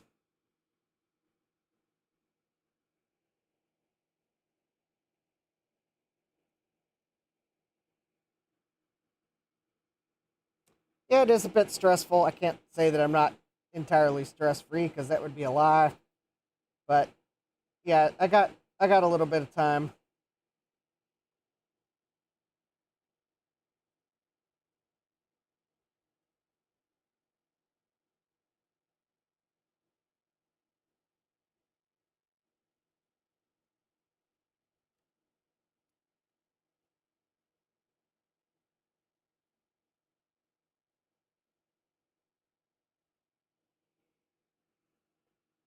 And I also know that if I work through my last day, then I know what what benefits I get. So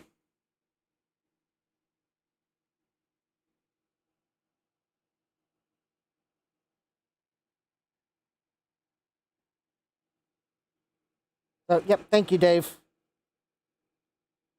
Yeah, I'm not exactly sure what to expect for the interview, but I am going to wear my lucky flying toasters tie, most likely.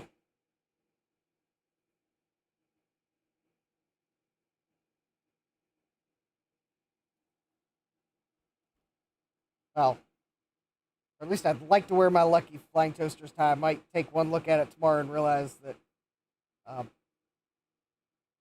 seemingly last time I pulled it out of where I keep it, it looked like it had a stain on it. So if it does have a stain on it, I'll wear my other flying toasters tie that will be an acceptable substitute for the lucky flying toasters tie. But yeah.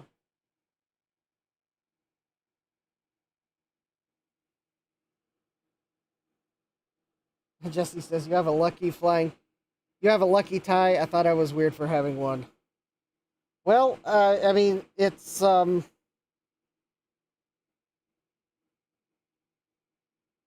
the tie I wore while interviewing for the scholarship at college, and I got the scholarship.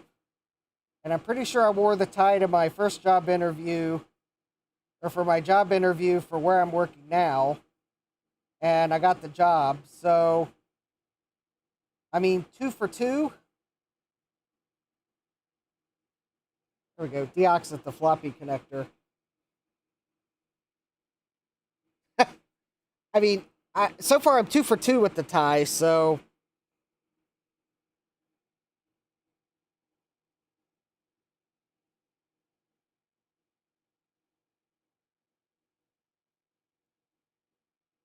plus I guess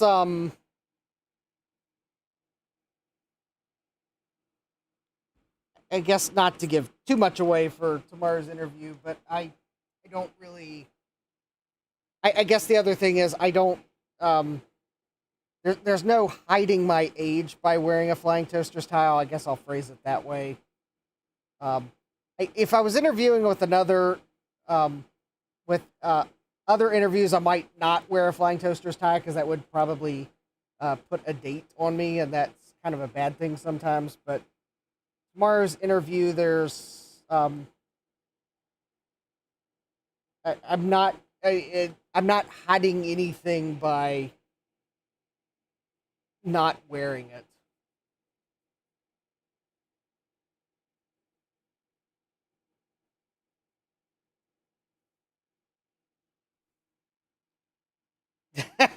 Dave says I could dazzle them with your PCPWay name badge at the interview.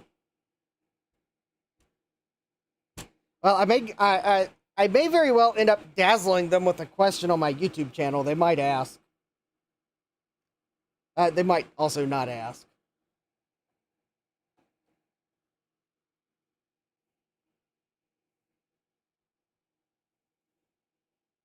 I'll put it that way. They know I have a YouTube channel. There's no hiding that either. So it's kind of one of those. If I wear my flying toasters tie, I'm not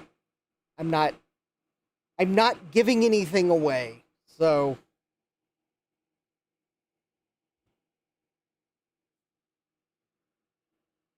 Socket Wrench says that's a very long-lived and lucky tie. Yes. Sadback says, honestly, I might just go, wait, are those flying toasters on your tie? Yeah. All right, so we got one floppy drive. It's clean.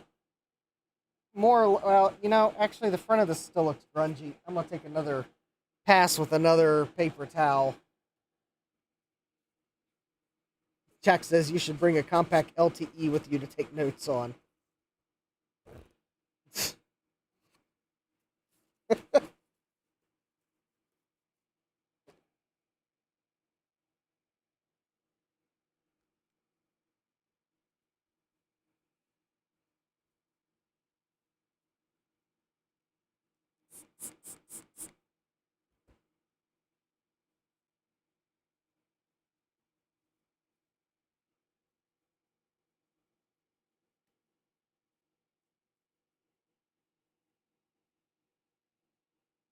Joe says backboard is motor control, top board is logic. Yes.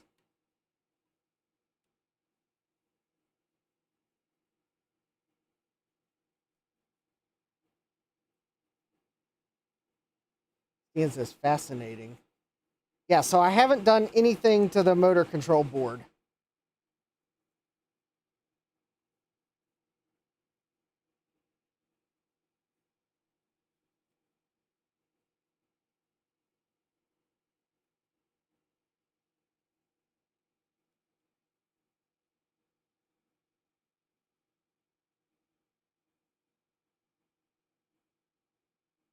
Thomas says, don't you have a luggable PC perfect for the office?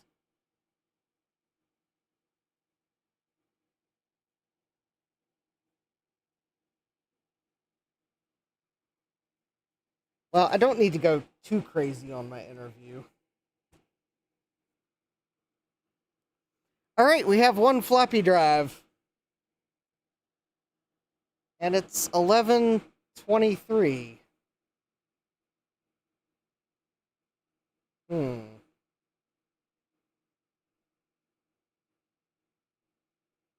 Okay. All right, I think as much as I would like to work on the other floppy drive tonight, knowing that I have an interview tomorrow, not that that necessarily means I will be able to sleep tonight. Ian says, we have enough time to see if it works, don't we?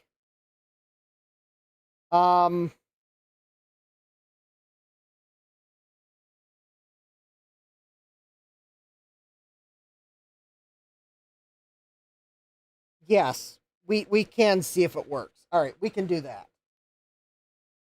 All right, we can do that because I've got the 5150 where I can fairly easily get to it. Okay, so what I need to do to see if it works. All right, we'll see if it works, and then that's where we'll call the stream. I don't want to stay up too late tonight because I got an interview tomorrow. So I do need to move the Terminator.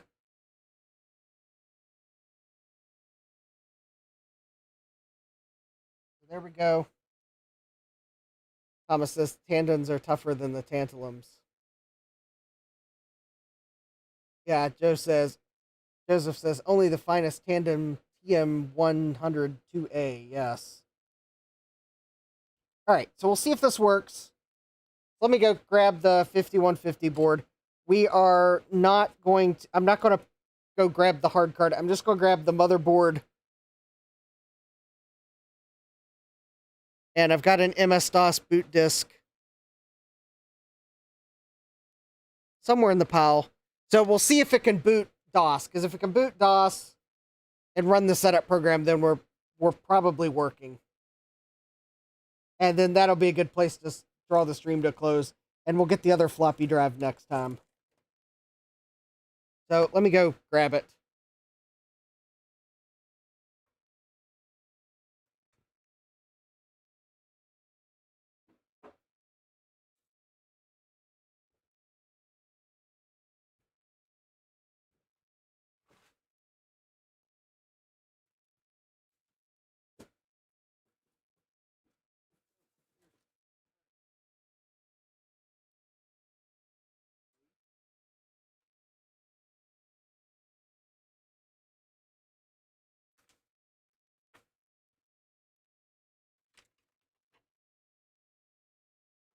All right, there we go.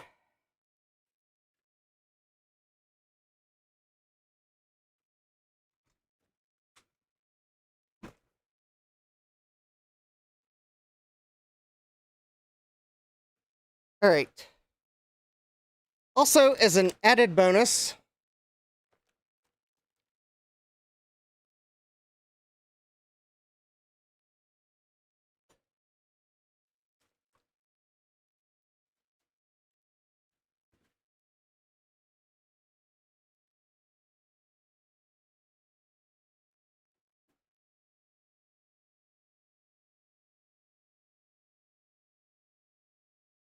oh, The 1 microfarad cap on that motherboard is a champ. Keep it.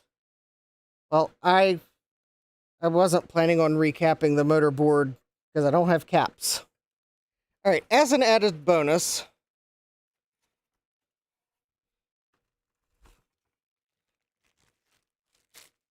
because this keyboard is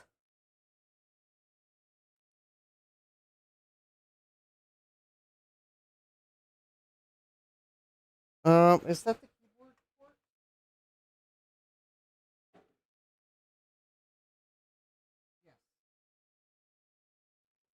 Yes. Had to double check that was the keyboard port.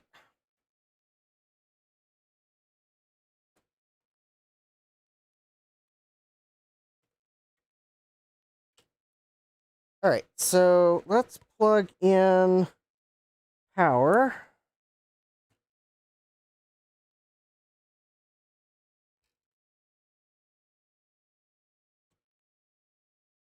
Oh, Thomas, you'll be probably happy to know I did reflow the power connector on this floppy drive since I had so much trouble removing it.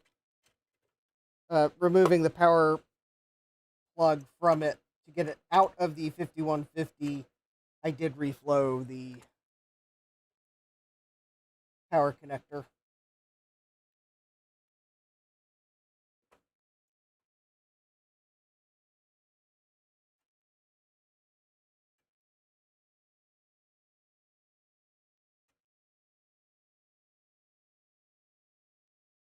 Oh, you know, I think I did something silly. I think I might have put the shield on the bottom of the drive backwards. Let me... Oh,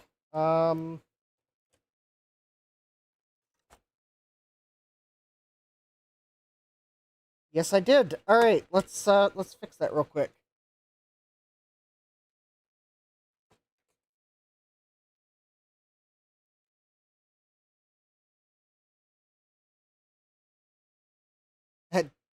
Jack says the keyboard cable is covered with a plastic cover, like they put on everything at the dentist. Yes, it's what looks like a brand new keyboard. That's the Emerson keyboard. The datasheet says it's XT compatible, PC and XT compatible. So, what better way to know for sure than to plug it in plug it into a PC? Yep, I put the shield on backwards. I was kind of wondering what keeps you from putting the shield on backwards, and I think I realized that Tandon did something smart, and that while it will fit on backwards,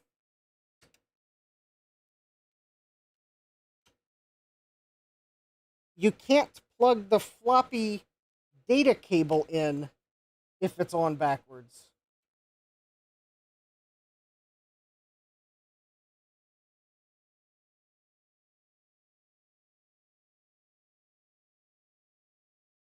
Which that's actually kind of a smart way of making sure that the shield gets put on right, is that it interferes with the data cable if it gets put on wrong. That's actually kind of smart. Although I would still maybe not put it on backwards in case there's like a different shape one on some drives.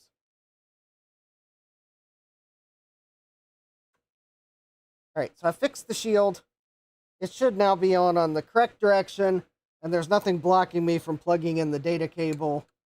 So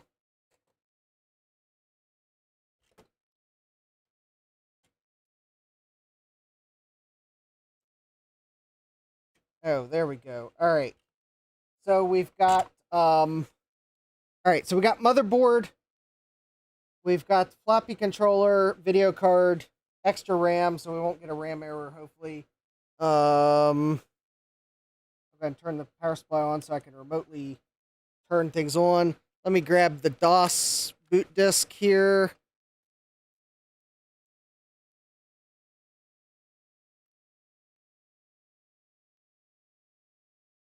There we go. nice blue disc. It would color coordinate very nicely with my um,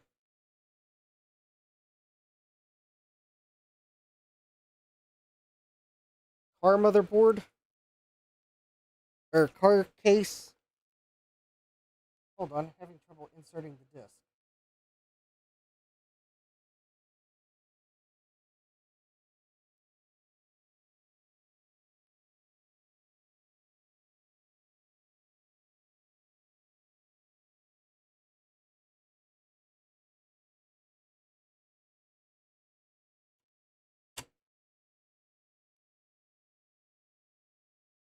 All right. Well, smoke test in 3, 2, 1. All right. No smoke.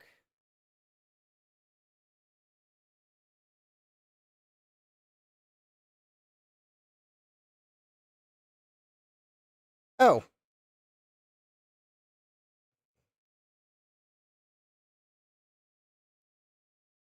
There's another important thing though.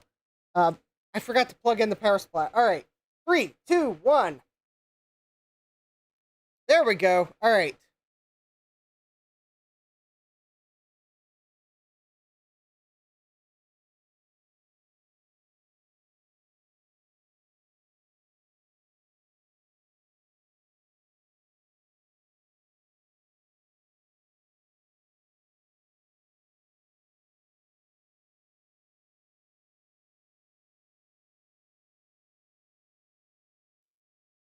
All right. This is a 5150. There is no RAM count up on the BIOS during post. A blinking cursor does not mean, yeah, blinking cursor means it's running post tests. It was the XT added a RAM counter to the post. All right, we just the floppy drive just seeked.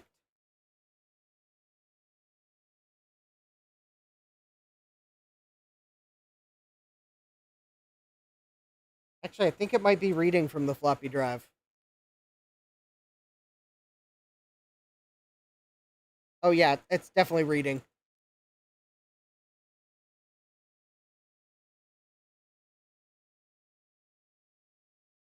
Or at least it sounds like it's reading.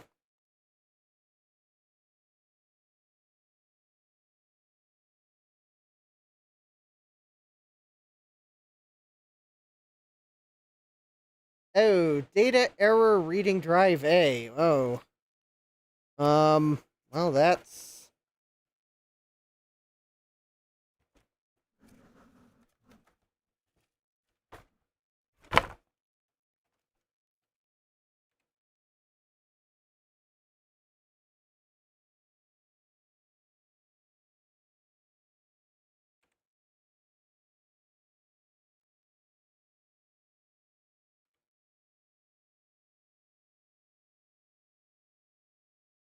I cleaned, I am using a known good floppy, and I did clean the heads while I had it apart.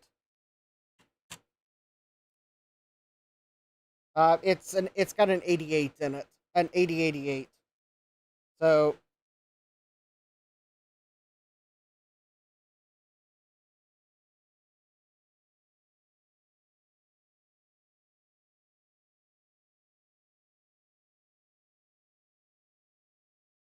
um, this floppy drive might be eating disks.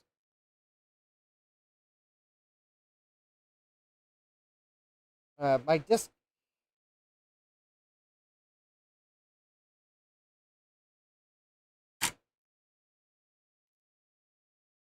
I don't have a second DOS boot floppy disk.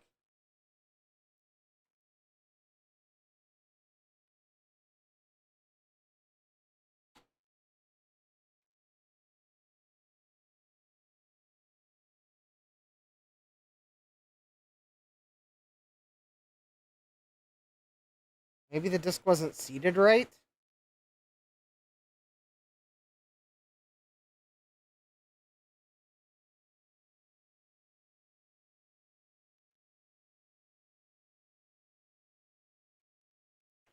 Because I removed the disk, I reinserted it, and now it's like... Alright, let's control delete.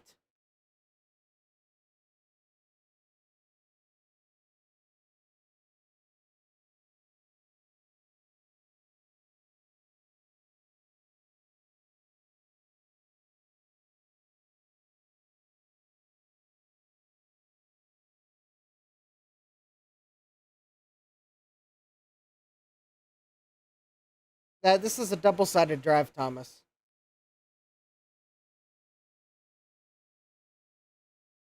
It's got 2 heads. There's no foam pad.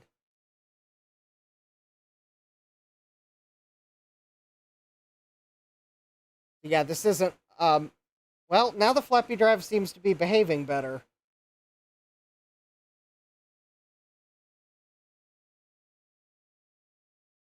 Maybe... the circular marks might be from something else. Maybe we're just working in the lubricant, slowly but surely.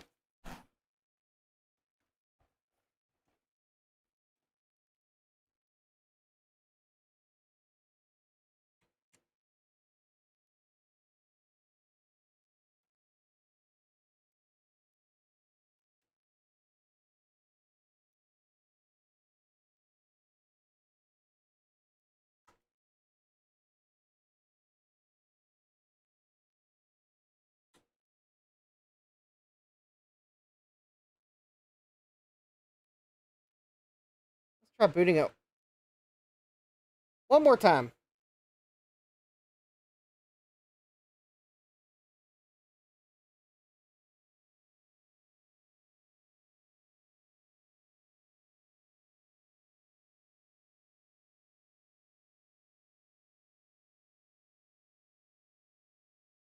Thomas says, working, just needs to run. Yeah, that's what I'm thinking it is.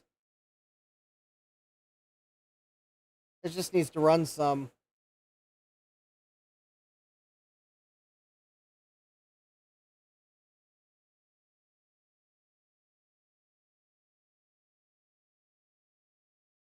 Because, yeah, we're booting into the setup program now. All right, so I think this is where we'll draw the stream to a close. So this floppy drive appears to be working. Next time we'll get the other one working, and then we'll get this to the point where I can like have the system more together so that I can actually maybe run check it and find a disk, run check it, and actually run the check it floppy disk checker instead of just booting DOS. Yeah, no problem, Stian. Always glad to always glad for reasonable chat diversions, and you asked nicely. So, anyways, I did start it. We were talking about RVs at one point. The RV video that kind of mimicked the rusty top for this 5150. But anyways, yeah. Anyways, don't. So, all right. So, for the month of August, I've gone down to 1 stream a month just because I'm trying to do job application and interview stuff. At least until I get to the point where I've applied for everything I want to apply for. That way, I'm trying to balance because if I'm streaming, I can't be applying to things. So, next Monday, we will continue with the 5150. We will get the other floppy drive. We'll get it recapped, cleaned, and lubricated. 1 stream a week. Sorry, if I might have misspoke. So I've gone to 1 stream a week, and it'll be Mondays. So yeah, thank you, Dave. So anyways, yeah, so it looks like we got one of these floppy drives working. The Emerson keyboard, at least for the few keys I had to hit to boot DOS, seems to be working. That'll be great. And it is XT compatible. It apparently auto-detects. So that's great. So yeah, don't forget to smash that like button, subscribe and turn on notifications so you know when I'll go live next, which will be Monday. And with that, I hope you all have a great rest of your day. Thomas says the paint codes are still around for IBM cases. Yeah, I may have to repaint it. We'll see.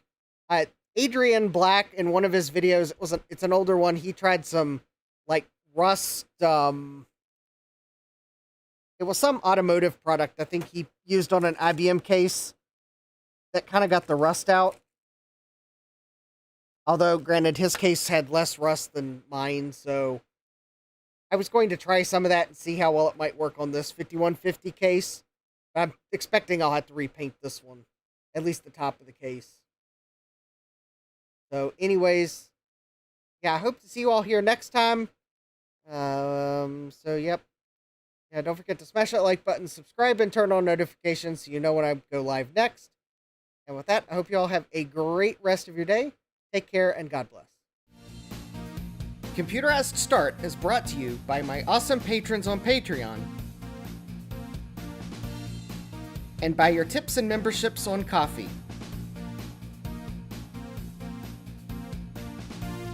These and other channel supporters make my live streams possible. You too can become a channel supporter with tiers starting at just $1.